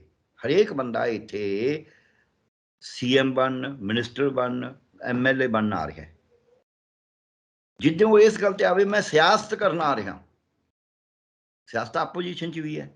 ਤੁਸੀਂ ਮੈਨੂੰ ਦੱਸੋ, ਕੋਈ ਬੰਦਾ ਇਹ ਦੱਸੇ ਵੀ ਜਦ 44 MLA ਕਾਂਗਰਸ ਦੇ ਸੀਗੇ, 44 ਥੋੜ੍ਹੇ ਹੁੰਦੇ ਨੇ ਕਿਤੇ, ਉਹਨਾਂ ਨੇ ਕੋਈ ਭੂਮਿਕਾ ਨਿਭਾਈ ਹੋਵੇ ਅਕਾਲੀ ਸਰਕਾਰ 'ਚ 2002 ਤੋਂ 7 ਵਾਲੀ, 7 ਤੋਂ 12 ਵਾਲੀ 'ਚ, ਉਹ ਦੱਸ ਦੇਣ। ਫਿਰ 40 ਸੀਗੇ, 12 ਤੋਂ 17 ਵਾਲੀ 'ਚ ਉਹ ਭੂਮਿਕਾ ਨਿਭਾਈ ਹੋਵੇ। ਅਸੀਂ ਤਾਂ ਜੀ ਆਪੋਜੀਸ਼ਨ 'ਚ ਹੁਣ ਵਾਲਿਆਂ 'ਚ ਆਪ ਵਾਲਿਆਂ 'ਚੋਂ 4 ਟੁੱਟ ਕੇ ਗਏ। ਇੱਕ ਨੂੰ ਮੈਂ ਪੁੱਛਿਆ ਵੀ ਉਹ ਡਾਕਟਰ ਸਾਹਿਬ ਫਿਰ ਕੰਮ ਤਾਂ ਐਂ ਹੁੰਦੇ ਨਹੀਂ। ਜਿਸ MLA ਨੂੰ ਪੜ੍ਹਿਆ ਲਿਖਿਆ, ਬੜੀ ਉੱਚੀ ਪੜ੍ਹਾਈ ਕਰੀ ਹੋਈ ਹੈ, ਇਮਾਨਦਾਰ ਹੈ, ਬਹੁਤ ਹਾਰਡ ਵਰਕਰ ਹੈ, ਪਰ ਉਹਨੂੰ ਇਹ ਪਤਾ ਹੀ ਨਹੀਂ ਵੀ ਸਿਆਸਤ ਸਿਰਫ ਅਸੈਂਬਲੀ 'ਚ ਬੈਠ ਕੇ ਨਹੀਂ ਹੁੰਦੀ। ਉੱਥੇ ਵੀ ਹੈ, ਤੁਸੀਂ ਤਾਂ MLA ਤੁਸੀਂ ਕਰ ਹੀ ਸਕਦੇ ਹੋ, ਪਰ ਤੁਹਾਡਾ ਇੱਕ ਇਲਾਕਾ ਹੈ ਜਿਹ 'ਚੋਂ ਤੁਸੀਂ ਚੁਣੇ ਗਏ ਹੋ, ਉਹ 100 ਪਿੰਡ ਆਉਂਦਾ ਹੈ ਇੱਕ MLA ਦੇ ਖੇਤਰ 'ਚ। ਉਹ 100 ਪਿੰਡਾਂ 'ਚ ਸਿਆਸਤ ਨਹੀਂ ਹੈ ਜੇ ਲੋਕਾਂ ਦੇ ਕਾਰਡ ਨਹੀਂ ਬਣ ਰਹੇ, ਭ੍ਰਿਸ਼ਟਾਚਾਰ ਹੋ ਰਿਹਾ ਹੈ, ਲੋਕਾਂ ਦੇ ਕੰਮ। ਪਰ ਉਹ ਕੀ ਕਰਦੇ ਨੇ ਵੀ ਤੂੰ ਚੱਲ ਮੇਰੇ ਨਾਲ ਚੱਲ, ਮੈਂ ਤੇਰੀ ਥਾਣੇ ਕੰਮ ਕਰਾ ਦੇਣਾ। ਐ ਨਹੀਂ ਹੁੰਦੀ ਸਿਆਸਤ। ਸਿਆਸਤ ਨੇ ਲੋਕਾਂ ਨੂੰ ਇਕੱਠੇ ਕਰੋ। ਜਦ ਤੁਸੀਂ ਲੋਕਾਂ ਨੂੰ ਇਕੱਠੇ ਕਰੋਗੇ ਫਿਰ ਲੋਕ ਤੁਹਾਨੂੰ ਸਵਾਲ ਕਰਨਗੇ। ਜਿੰਨੇ ਮਰਜ਼ੀ ਤੁਸੀਂ ਵੀ ਤਕੜੇ ਹੋ, ਜਿੰਨੇ ਮਰਜ਼ੀ ਪੜ੍ਹੇ ਹੋਏ ਹੋ, ਉਹਨਾਂ ਨੂੰ ਡਰ ਇਹ ਰਹਿੰਦਾ ਹੈ ਵੀ ਲੋਕ ਸਾਨੂੰ ਯਾਰ ਸਵਾਲ ਪੁੱਛਣਗੇ, ਜਵਾਬ ਸਾਨੂੰ ਆਉਣਾ ਨਹੀਂ, ਕਿਉਂਕਿ ਸਾਡਾ ਕਹਿਣ ਦਾ ਤੇ ਹੁੰਦਾ। ਸੋ ਇਸ ਕਰਕੇ ਲੋਕਾਂ ਦੀ ਸਿਆਸਤ ਜ਼ਰੂਰੀ ਹੈ, ਲੋਕਾਂ ਦਾ ਇਕੱਠੇ ਹੋਣਾ, ਲੋਕਾਂ ਨੂੰ ਜੋੜਨਾ। ਲੋਕ ਉਹਦੇ 'ਚ ਕਿਸਾਨ ਜੱਥੇ, ਪਹਿਲਾਂ ਕਿਸਾਨ ਜੱਥੇਬੰਦੀਆਂ ਵੀ ਇਦਾਂ ਦੀ ਸਿਆਸਤ ਥੋੜ੍ਹਾ ਕਰਦੀਆਂ ਸੀ ਜਿਹੜੀ ਹੁਣ ਕਰ ਰਹੀਆਂ ਨੇ। ਸੋ ਹੁਣ ਉਹਨਾਂ ਨੇ ਇਕੱਠੇ ਹੋਏ ਨੇ, ਹੁਣ ਉਹਨਾਂ ਨੂੰ ਜਿੰਨਾ ਮਰਜ਼ੀ ਕੋਈ ਜੋੜ ਲਾ ਲੇ। ਟਕਾਇਤ ਸਾਹਿਬ ਦੇ ਸਮਝੌਤੇ ਬਾਰੇ ਬਥੇਰੇ ਲੋਕ ਨੇ ਜਿਨ੍ਹਾਂ ਨੇ ਵੀ ਆਹ ਹੋ ਗਿਆ ਜੀ ਫਲਾਣਾ। ਹੁਣੀ ਮੈਂ ਤੁਹਾਨੂੰ ਇੱਕ ਐਗਜ਼ਾਮਪਲ ਦੇ ਦਿੰਦਾ ਫਰਕ ਕੀ ਹੁੰਦਾ। ਇੱਕ ਬੀਬੀ ਨੇ ਇੱਕ ਬੰਦਾ ਜਿਹੜਾ ਚੋਣ ਅੰਦੋਲਨ ਵਾਸਤੇ ਬੜਾ ਕਾਲਾ ਹੈ, ਜਿਹੜਾ ਕਿਸਾਨ ਅੰਦੋਲਨ ਨੂੰ ਹਰ ਪਾਸਿਓਂ ਵੀ ਇਹ ਤਾਂ ਮਾੜੇ ਨੇ ਜੀ, ਤਾਂ ਲੀਡਰ ਮਾੜੇ ਨੇ, ਅੱਜ ਇੱਥੇ ਦੇ ਸਮਝੌਤੇ ਨੂੰ ਵੀ ਗਲਤ ਕਹਿਣਾ ਸੀ। ਇੱਕ ਬੀਬੀ ਨੇ ਉਹਨੂੰ ਸਵਾਲ ਕਰਤਾ ਵੀ ਬੰਦਾ ਬਹਾਦਰ ਨੇ ਜ਼ਮੀਨਾਂ ਨਹੀਂ ਦਿੱਤੀਆਂ, ਜ਼ਮੀਨਾਂ ਤਾਂ ਅੰਗਰੇਜ਼ ਨੇ ਦਿੱਤੀਆਂ ਨੇ। ਉਹ ਬੰਦੇ ਨੂੰ ਜਵਾਬ ਨਹੀਂ ਆਇਆ ਉੱਥੇ। ਕਿਉਂ? ਕਿਉਂਕਿ ਉਹਨੇ ਦੇਖਣ ਦੀ ਕੋਸ਼ਿਸ਼ ਨਹੀਂ ਕਰੀ, ਉਹਨੇ ਸਮਝਣ ਦੀ ਕੋਸ਼ਿਸ਼ ਨਹੀਂ ਕਰੀ। ਹੁਣ ਅੰਗਰੇਜ਼ ਨੇ ਜ਼ਮੀਨਾਂ ਕੀ ਕਹਿੰਦੇ ਨੇ ਇਹ ਦਿੱਤੀਆਂ ਨੇ, ਜਿਹੜੀਆਂ ਕਹਿੰਦੇ ਨੇ RSS ਵਾਲੇ। 1908 ਦੇ ਵਿੱਚ ਅੰਗਰੇਜ਼ ਨੇ ਇੱਕ ਐਕਟ ਬਣਾਇਆ। 1908 ਦੇ ਵਿੱਚ ਉਸਨੇ ਸੌਰੀ ਹਾਂ 1908 'ਚ ਉਹਨੇ ਕੀਤਾ ਕਿ ਵੀ ਜਿਹੜੀ ਖੇਤੀ ਵਾਲੀ ਜ਼ਮੀਨ ਹੈ ਉਹਨੂੰ ਡੀਮਾਰਕੇਟ ਕਰਿਆ ਵੱਖਰਾ। ਪਿੰਡਾਂ ਦੀ ਆਬਾਦੀ ਦੇ ਕਹਿੰਦੇ ਆ, ਜਿਹੜੀ ਆਬਾਦੀ ਵਾਲੀ ਜ਼ਮੀਨ ਉਹਨੂੰ ਆਬਾਦੀ ਦੇ ਕਹਿੰਦੇ ਨੇ, ਉਹ ਆਬਾਦੀ ਦੇ ਵੱਖਰੀ ਕਰਤੀ। ਇਹ ਜਿਹੜੀ ਜ਼ਮੀਨ ਹੈ ਇਹਦੇ ਵਿੱਚ 1899 ਦੇ ਐਕਟ ਦੇ ਅੰਡਰ ਸਟੰਪ ਡਿਊਟੀ ਲੱਗਣੀ ਸੀ, ਉਹਦੀ ਆਮਦਨ ਲੈਣੀ ਸੀ। ਇਸ ਕਰਕੇ ਉਹ ਜ਼ਮੀਨਾਂ ਉਹ ਬੀਬੀ ਇਸ ਗੱਲ ਤੋਂ ਲੈਂਦੀ ਹੈ ਵੀ ਜ਼ਮੀਨਾਂ ਤਾਂ ਅੰਗਰੇਜ਼ ਨੇ ਦਿੱਤੀਆਂ ਨੇ। ਹੁਣ ਜਿਵੇਂ ਕੋਈ ਕੱਲ ਨੂੰ ਕਹਿ ਦੂ, ਜਿਵੇਂ ਅੱਜ ਸਰਕਾਰ ਨੇ ਕਲੇਮ ਨਹੀਂ ਕਰਿਆ ਵੀ ਅਸੀਂ ਜੀ ਤੁਹਾਡੇ ਨਾਂ ਤੇ ਲਵਾ ਦੇਣੇ ਤੁਹਾਡੇ ਘਰ, ਤੁਹਾਨੂੰ ਮਾਲਕ ਬਣਾ ਦੇਣਾ। ਇਹਨਾਂ ਨੂੰ ਪੁੱਛੋ ਮਾਲਕ ਤੋਂ ਪਹਿਲਾਂ ਹੀ ਨੇ। ਹੁਣ ਫਰਕ ਇੱਥੇ ਹੈ, ਮਾਲਕ ਤੁਸੀਂ ਦੱਸੋ। ਤੁਸੀਂ ਜੇ ਪਿੰਡਾਂ 'ਚ ਰਹਿੰਦੇ ਹੋ, ਜਿਹੜਾ ਮਰਜ਼ੀ ਪਿੰਡ ਦਾ ਬੰਦਾ ਦੱਸੇ ਜਾ ਕੇ ਵੀ ਜਿਹੜਾ ਬੰਦਾ ਆਪਦੇ ਘਰ 'ਚ ਬੈਠਾ ਹੈ ਉਹ ਘਰ ਦਾ ਮਾਲਕ ਨਹੀਂ ਹੈ। ਜੇ ਉਹਦਾ ਘਰ ਹੈ, ਜੇ ਉਹਨੇ ਕਿਰਾਏ ਤੇ ਲਿਆ ਵੱਖਰੀ ਗੱਲ ਹੈ। ਕੀ ਉਹਨੂੰ ਵੇਚ ਨਹੀਂ ਸਕਦਾ? ਉਹਨੂੰ ਗਹਿਣੇ ਨਹੀਂ ਰੱਖ ਸਕਦਾ? ਰੱਖ ਸਕਦਾ ਹੈ, ਵੇਚ ਸਕਦਾ ਹੈ, ਪਰ ਉਹਦੀ ਰਜਿਸਟਰੀ ਕਰਾਉਣ ਦੀ ਲੋੜ ਨਹੀਂ। ਜਦ ਤੱਕ ਨਹੀਂ ਹੈ ਉਹ ਲਿਖ ਦਿੰਦੇ ਨੇ ਚਾਰ ਭਾਈ। ਸੋ ਜਿਹੜਾ ਮਾਲਕੀ ਹੋਣਾ ਤੇ ਕਾਗਜ਼ੀ ਮਾਲਕੀ ਹੋਣਾ, ਮਾਲ ਮਹਿਕਮੇ 'ਚ ਮਾਲਕੀ ਹੋਣਾ, ਦੋਹਾਂ ਦਾ ਫਰਕ ਹੈ। ਅੰਗਰੇਜ਼ ਨੇ ਆ ਕੇ ਮਾਲ ਮਹਿਕਮੇ 'ਚ ਮਾਲਕੀ ਸ਼ੁਰੂ ਕਰੀ ਹੈ, ਸਰਕਾਰ ਦੇ ਰਿਕਾਰਡ 'ਚ ਮਾਲਕੀ। ਅਦਰਵਾਈਜ਼ ਤੋਂ ਮਾਲਕ ਨੇ, ਸਮਾਜ ਦੇ ਵਿੱਚ ਮਾਲਕ ਨੇ।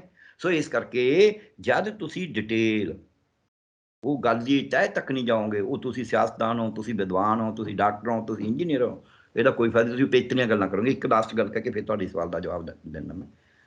ਜਿਹੜਾ ਤੁਸੀਂ ਕਿਹਾ ਉੱਥੇ ਵੀ ਦੋ ਤਰ੍ਹਾਂ ਦੇ ਨੇ। ਇੱਕ ਉਹ ਨੇ ਜਿਨ੍ਹਾਂ ਨੇ ਉਦੋਂ ਨਹੀਂ ਬੋਲਦੇ ਪਰ ਹੁਣ ਉਹ ਰੈਸ਼ਨਲ ਬੋਲਦੇ ਨੇ। ਇੱਕ ਉਹ ਨੇ ਜਿਹੜੇ ਨਾ ਉਦੋਂ ਬੋਲਦੇ ਨੇ ਨਾ ਹੁਣ ਬੋਲਦੇ ਨੇ। ਸੋ ਜਿਹੜੇ ਉਦੋਂ ਬੋਲਦੇ ਹੋਣ, ਦੇਖਣ ਦੀ ਕੀ ਲੋੜ ਹੈ ਕਿ ਤੁਸੀਂ ਕੁਛ ਅਹੁਦਿਆਂ ਤੇ ਰਹੋ।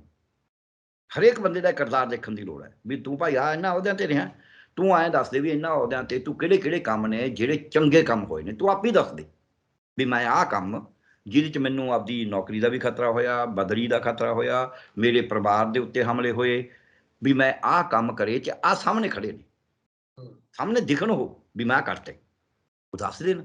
ਜਿਹੜੇ ਬੰਦੇ ਨੂੰ ਇੱਕ ਜਗ੍ਹਾ ਤੇ ਲਾਇਆ ਉੱਥੇ ਕੰਮ ਨਹੀਂ ਆਉਂਦਾ, ਉਹ ਦੂਜੀ ਜਗ੍ਹਾ ਤੇ ਕਿਵੇਂ ਜ਼ਰੂਰ ਕਰ ਦੂ ਠੀਕ।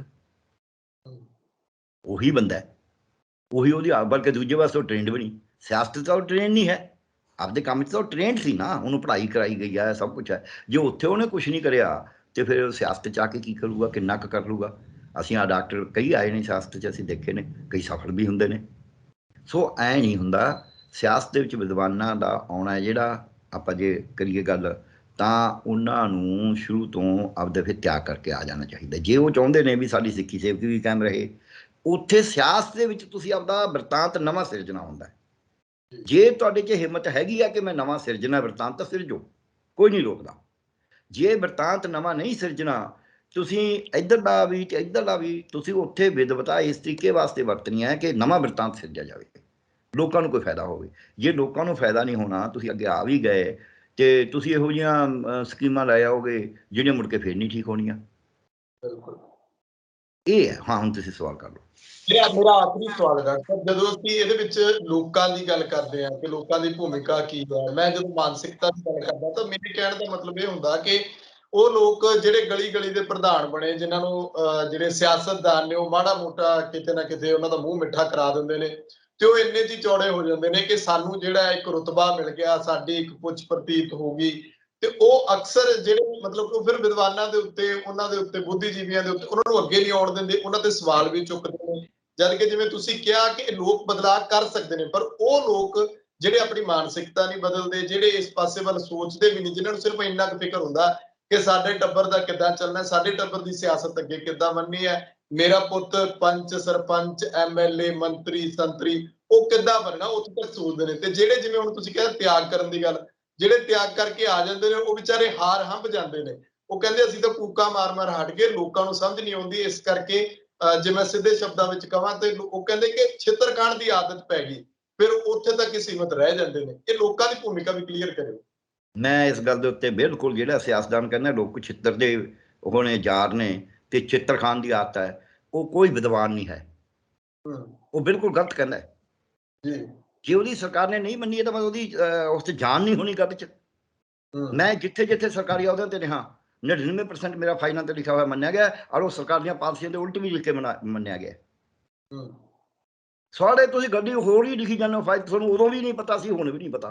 ਤੁਸੀਂ ਲੋਕਾਂ ਨੂੰ ਛਿੱਤਰ ਦੇ, ਇੱਥੇ ਵੀ ਇੱਕ ਟੀਵੀ 'ਚ ਕਹਿਤਾ ਸੀ, ਹਾਲਾਂਕਿ ਉਹ ਦਲਿਤ ਲੀਡਰ ਸੀ, ਕਹਿੰਦਾ ਲੋਕ ਤਾਂ ਛਿੱਤਰ ਦੇ ਯਾਰ ਨੇ। ਜਦ ਬੰਦੇ ਦੀ ਇਹ ਮਾਨਸਿਕਤਾ ਇਹ ਹੈ ਕਿ ਲੋਕ ਛਿੱਤਰ ਦੇ ਯਾਰ ਨੇ, ਉਹ ਬੰਦਾ ਵਿਦਵਾਨ ਹੋ ਹੀ ਨਹੀਂ ਸਕਦਾ।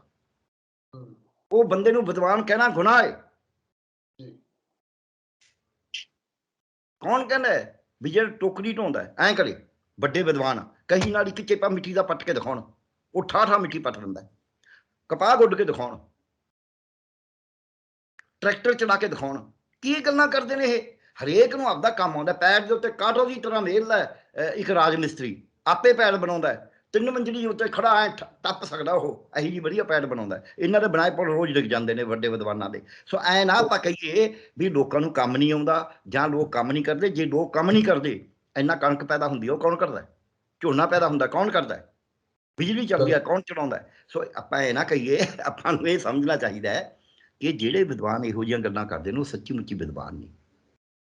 ਦੂਜੀ ਗੱਲ, ਜਦੋਂ ਕਹਿੰਦੇ ਅਸੀਂ ਫਾਈਲਾਂ ਤੇ ਲਿਖ ਕੇ ਥੱਕ ਗਏ, ਸਾਡੀ ਮੰਨੀ ਨਹੀਂ ਸਰਕਾਰ ਨੇ, ਇਹਦਾ ਮਤਲਬ ਉਹਨਾਂ ਨੇ ਫਾਈਲਾਂ ਤੇ ਠੀਕ ਲਿਖਿਆ ਹੀ ਨਹੀਂ, ਜਾਂ ਉਹਨਾਂ 'ਚ ਇਹ ਸ਼ਮਤਾ ਨਹੀਂ ਕਿ ਸਰਕਾਰ ਨੂੰ ਆਪਦੀ ਗੱਲ ਸਮਝਾ ਸਕਣ। ਹੋ ਸਕਦਾ ਉਹਨਾਂ ਦੀ ਗੱਲ ਠੀਕ ਹੋਵੇ, ਇਹਦਾ ਮਤਲਬ ਉਹਨਾਂ ਨੂੰ ਸਮਝਾਉਣੀ ਨਹੀਂ ਆਉਂਦੀ। ਛੋਟੀ ਜਿਹੀ ਇੱਕ ਉਦਾਹਰਨ ਦੇਵਾਂਗਾ ਇਸ ਦੀ ਵੀ ਸਮਝਣ ਦਾ ਕੀ ਫਰਕ ਹੈ। ਇੱਕ ਇਹਨਾਂ ਨੇ ਕਮੇਟੀ ਬਣਾ ਸੀ, ਚੀਫ ਸੈਕਟਰੀ ਉਹਦੇ ਇੰਚਾਰਜ ਅਫਸਰਾਂ ਦੀ, ਕਿ ਫੀਸਾਂ ਵਧਾਈਆਂ ਜਾਣ। ਉਹਦੇ 'ਚ ਆ ਕੇ ਕਿ ਮੈਡੀਕਲ ਕਾਲਜ ਦੀ ਫੀਸ ਆ ਜਿਹੜੀ ਐਂ 50,000 ਕਰ ਦਿਓ, ਫਲਾਣੀ ਇੰਨੀ ਵਧਾ ਦਿਓ, ਇੰਨੀ ਵਧਾ ਦਿਓ। ਮੈਨੂੰ ਸੀਗਾ ਵੀ ਤੂੰ ਇਹਦਾ ਡਰਾਫਟ ਬਣਾ। ਮੈਂ ਮੈਂਬਰ ਸੀ ਕਮੇਟੀ ਦਾ, ਮੈਂ ਬਣਾਇਆ ਨਹੀਂ। ਤਾਂ ਇੱਕ ਦਿਨ ਮੈਨੂੰ ਚੀਫ ਸੈਕਟਰੀ ਕਹਿਣ ਲੱਗੇ ਵੀ ਡਾਕਟਰ ਗਰਗ ਤੁਸੀਂ ਇਹ ਕਰਦੇ ਕਿਉਂ ਨਹੀਂ, ਤੁਹਾਨੂੰ ਆਪਾਂ ਫੈਸਲਾ ਕਰਤਾ, ਇਹ ਹੋ ਗਿਆ। ਮੈਂ ਕਿਹਾ ਜੀ ਮੈਂ ਜਦ ਕਰਨ ਲੱਗਦਾ ਨਾ ਉਦੋਂ ਮੇਰਾ ਹੱਥ ਹੀ ਨਹੀਂ ਚੱਲਦਾ। ਉਹ ਹੱਸ ਪਏ, ਕਹਿੰਦੇ ਮੈਨੂੰ ਪਤਾ ਲੱਗ ਗਿਆ, ਤੁਸੀਂ ਐਂ ਕਰੋ, ਇਹ ਕੈਬਨਿਟ ਸਬ ਕਮੇਟੀ ਜਾਣਾ। ਹੁਣ ਤਾਂ ਦੱਸਦਾ ਜਿਹੜਾ ਕੈਬਨਿਟ 'ਚ ਜਾ ਕੇ ਫੈਸਲਾ ਹੋਣਾ ਸੀ, ਤੇ ਵੀ ਇਹ ਪਰਸੋਂ ਨੂੰ ਮੀਟਿੰਗ ਹੈ, ਤੁਸੀਂ ਬਣਾ ਕੇ ਕੱਲ੍ਹ ਨੂੰ ਉੱਥੇ ਉਹ ਦਫ਼ਤਰ ਭੇਜ ਦਿਓ ਉਹਨਾਂ ਕੋਲੇ। ਮੈਂ ਕਿਹਾ ਜੀ ਮੈਂ ਤੁਹਾਨੂੰ ਭੇਜ ਦੂੰ। ਕਹਿੰਦੇ ਨਹੀਂ ਇਹ ਮੈਨੂੰ ਪਤਾ ਹੈ। ਹੁਣ ਮੈਂ ਦੱਸ ਦਿੰਦਾ ਮੈਂ ਲਿਖਿਆ ਕੀ ਆ ਉਹਦੇ 'ਤੇ। ਛੋਟੀ ਜਿਹੀ ਗੱਲ ਦੱਸਾਂਗਾ ਜੇ ਤੁਹਾਨੂੰ ਲਿਖਣਾ ਆਉਂਦਾ ਹੈ। ਮੈਂ ਲਿਖਿਆ ਵੀ ਸਮਰੱਥ ਉੱਚ ਤਾਕਤੀ ਸਮਰੱਥ ਕਮੇਟੀ ਨੇ ਕਿਹਾ ਕਿ MBBS ਦੀ ਫੀਸ 50,000 ਕਰ ਦਿਓ, ਹਰ ਸਾਲ 20% ਵਧਾ ਦਿਓ। ਜੇ ਇਹ ਕਰਦਿਆਂ ਤਾਂ ਡਾਕਟਰ ਦਾ ਖਰਚਾ ਹੋਊਗਾ 1,20,000 ਸਾਲ ਦਾ। ਉਦੋਂ ਤਨਖਾਹ ਜਿਹੜੀ ਦਿੰਦੇ ਸੀ 1,80,000 ਦਿੰਦੇ ਸੀ। ਕਾਲਜ ਦੇ ਲੈਕਚਰਰ ਬਣਨ ਵਾਸਤੇ ਖਰਚਾ ਹੁੰਦਾ ਸੀ 10,000 ਤਨਖਾਹ, ਉਹਨੂੰ ਵੀ 1,80,000 ਸੀ। ਵੀ ਫਿਰ ਲੋਕ ਡਾਕਟਰ ਹੀ ਨਹੀਂ ਬਣਨਗੇ ਜਾਂ ਤਨਖਾਹ ਜ਼ਿਆਦਾ ਮੰਗਣਗੇ। ਚਲੋ ਛੱਡੋ, ਤੁਸੀਂ ਤਨਖਾਹ ਜ਼ਿਆਦਾ ਦੇਣੀ ਆ, ਨਹੀਂ ਦੇਣੀ, ਤੁਸੀਂ ਕਹੋਗੇ ਇਸ ਤਾਂ ਡਾਕਟਰ ਲਾਵਾਂਗੇ ਨਹੀਂ। ਮੰਨ ਲਿਆ ਨਹੀਂ ਡਾਕਟਰ ਲਾਓਗੇ, ਉਹਦਾ ਜਿਹੜਾ ਰੌਲਾ ਪਊਗਾ ਉਹਦੇ 'ਚ ਮੈਂ ਨਹੀਂ ਜਾਂਦਾ। ਲੋਕ ਰੌਲਾ ਤਾਂ ਪਾਉਣਗੇ ਨਾ ਵੀ ਹਸਪਤਾਲਾਂ 'ਚ ਡਾਕਟਰ ਕਿਉਂ ਨਹੀਂ। ਪਰ ਉਹ ਡਾਕਟਰ ਪ੍ਰੈਕਟਿਸ ਕਰੇਗਾ, ਪ੍ਰਾਈਵੇਟ ਪ੍ਰੈਕਟਿਸ ਕਰੇਗਾ ਨਾ, ਜਾਂ ਬਾਹਰ ਭੱਜੇਗਾ। ਜੇ ਉਹ ਪ੍ਰਾਈਵੇਟ ਪ੍ਰੈਕਟਿਸ ਕਰਦਾ ਫਿਰ ਉਹ ਫੀਸ ਉੱਚੀ ਰੱਖੇਗਾ। ਉੱਚੀ ਫੀਸ ਕੋਲੇ ਜਿਹੜਾ ਗਰੀਬ ਆਦਮੀ ਆ ਉਹਦਾ ਇਲਾਜ ਹੀ ਨਹੀਂ ਕਰਾ ਸਕੇਗਾ ਆਪਦਾ ਉਹਦੇ ਕੋਲ, ਕਿਉਂਕਿ ਉਹਦੀ ਤਾਂ ਫੀਸ ਹੀ ਜ਼ਿਆਦਾ ਹੈ। ਉਹ ਗਰੀਬ ਆਦਮੀ ਜਾਂ ਤਾਂ ਬਿਮਾਰ ਪਿਆ ਰਹੇਗਾ ਜਾਂ ਟੂਨੇ ਟਾਮਨ 'ਚ ਪੈ ਜਾਏਗਾ ਜਾਂ ਮਰ ਜਾਏਗਾ। ਉਹੀ ਗਰੀਬ ਆਦਮੀ ਤੁਹਾਡਾ ਝੋਨਾ ਲਾਉਂਦਾ ਹੈ, ਉਹੀ ਤੁਹਾਡੀ ਕਣਕ ਕੱਢਦਾ ਹੈ, ਉਹੀ ਤੁਹਾਡੇ ਰੇਹੜੀ ਰਿਕਸ਼ਾ ਚਲਾਉਂਦਾ ਹੈ, ਉਹੀ ਦਫ਼ਤਰ 'ਚ ਬਾਬੂ ਹੈ, ਪੀਐਨ ਹੈ, ਉਹੀ ਬੱਸ ਦਾ ਕੰਡਕਟਰ ਹੈ, ਡਰਾਈਵਰ ਹੈ, ਉਹੀ ਤੁਹਾਡੀ ਫੈਕਟਰੀ 'ਚ ਕੰਮ ਕਰਦਾ ਹੈ। ਜੇ ਪੰਜਾਬ ਦੇ ਵਿੱਚ ਰੇਹੜੀ ਰਿਕਸ਼ਾ ਨਹੀਂ ਚੱਲਣਾ, ਝੋਨਾ ਨਹੀਂ ਲੱਗਣਾ, ਕਣਕ ਨਹੀਂ ਕੱਟੀ ਜਾਣੀ, ਫੈਕਟਰੀ ਦੇ ਵਿੱਚ ਕੰਮ ਨਹੀਂ ਹੋਣਾ, ਤੇ ਦਫ਼ਤਰ 'ਚ ਬਾਬੂ ਨਹੀਂ ਹੋਣਾ, ਬੱਸ 'ਚ ਕੰਡਕਟਰ ਡਰਾਈਵਰ ਨਹੀਂ ਹੋਣਾ ਹੈ, ਤੇ ਫਿਰ ਪੰਜਾਬ ਦਾ ਅਰਥਚਾਰਾ ਚੱਲੂ ਕਿਵੇਂ? ਇਸ ਕਰਕੇ ਬੜਾ ਨੁਕਸਾਨਦਾਇਕ ਹੈ, ਇਹ ਨਹੀਂ ਕਰਨਾ ਚਾਹੀਦਾ। ਹਾਂ, ਪਹਿਲਾਂ 11,000 ਹੈ, 13,000 ਕਰ ਦਿੱਤੀ ਜਾਵੇ। ਇਹ ਮੈਂ ਲਿਖਿਆ, ਉਹ ਦੋਨੇ ਚਾਰਟ ਜੇ ਬਣਾ ਕੇ ਲਾਤੇ, ਉਹਨਾਂ ਵਾਲਾ ਪਹਿਲਾਂ ਲਾਤਾ ਵੀ ਆ ਤੁਹਾਡਾ ਜਿਹੜਾ ਤੁਸੀਂ, ਇਹ ਵੀ ਇਮਾਨਦਾਰੀ ਹੁੰਦੀ ਹੈ ਕਿ ਜੀ ਜਿਹੜਾ ਉਹ ਕਹਿੰਦੇ ਆ ਪਹਿਲਾਂ ਲਾਉਣਾ ਤੱਕ ਪਹਿਲਾਂ ਇਹ ਪੜ੍ਹ ਲਓ, ਅਗਰ ਆਪਦੇ ਵਾਲਾ ਬਾਅਦ 'ਚ ਲਿਖਿਆ। ਤੇ ਉੱਥੇ ਮੈਨੂੰ ਸੈਕਟਰੀ ਸਾਹਿਬ ਸੀਗੇ, ਹੁਣ ਤਾਂ ਉਹਨਾਂ ਦੀ ਡੈਥ ਹੋ ਗਈ, ਮੈਨੂੰ ਕਹਿੰਦੇ ਡਾਕਟਰ ਗਰਗ ਕਿਹੜਾ ਜਾਦੂ ਸੀ, ਕਿਹੜੀ ਗਿੱਦੜ ਸਿੰਘੀ? ਅਸੀਂ ਮਾਲਵੇ ਵਾਲੇ ਨਾ ਗਿੱਦੜ ਸਿੰਘੀ ਕਹਿੰਦੇ, ਇੱਕ ਉਹ ਚਿੱਟੀ ਚਿੱਟੀ ਲੱਗੀ ਹੁੰਦੀ ਆ ਰੇਡੂ ਦੇ ਉੱਤੇ, ਉਹਨੂੰ ਗਿੱਦੜ ਸਿੰਘੀ ਕਹਿੰਦੇ। ਕਹਿੰਦੇ ਤੁਹਾਡੇ ਕੋਲ ਕਿਹੜੀ ਗਿੱਦੜ ਸਿੰਘੀ ਸੀ ਵੀ ਉਹ ਸਾਰੀ ਕੈਬਨਿਟ ਕਹੇ ਵੀ ਆਹ ਠੀਕ ਹੈ, ਆਹ ਠੀਕ ਹੈ। ਮੈਂ ਕਿਹਾ ਜੀ ਤੁਹਾਡੇ ਕੋਲ ਹੀ ਆ ਜਾਣੀ ਆ, ਫਾਈਲ ਪੜ੍ਹ ਦਿਓ। ਹੁਣ ਆਹ ਲਿਖਿਆ ਸੀ ਮੈਂ, ਉਹ 13,000 ਫੀਸ ਰਹੀ, ਔਰ ਉਹ 13,000 ਕਿੰਨੇ ਸਾਲ ਰਹੀ? 8-10 ਸਾਲ। ਮੈਂ ਤਾਂ 11 ਤੋਂ 13 ਕਰੀ। ਫਿਰ ਇੱਕ ਡਾਇਰੈਕਟਰ ਆਇਆ ਜਿਹੜਾ ਆਪਦੇ ਆਪ ਨੂੰ ਕਹਿੰਦਾ ਸੀ ਮੈਂ ਤਾਂ ਬੜਾ ਲੋਕ ਪੱਖੀਆਂ। ਇੱਕ ਸੈਕਟਰੀ ਆਇਆ, ਉਹ ਕਹਿੰਦਾ ਮੈਂ ਹੈ ਹੀ ਦਲਤਾਂ ਚੋਂ।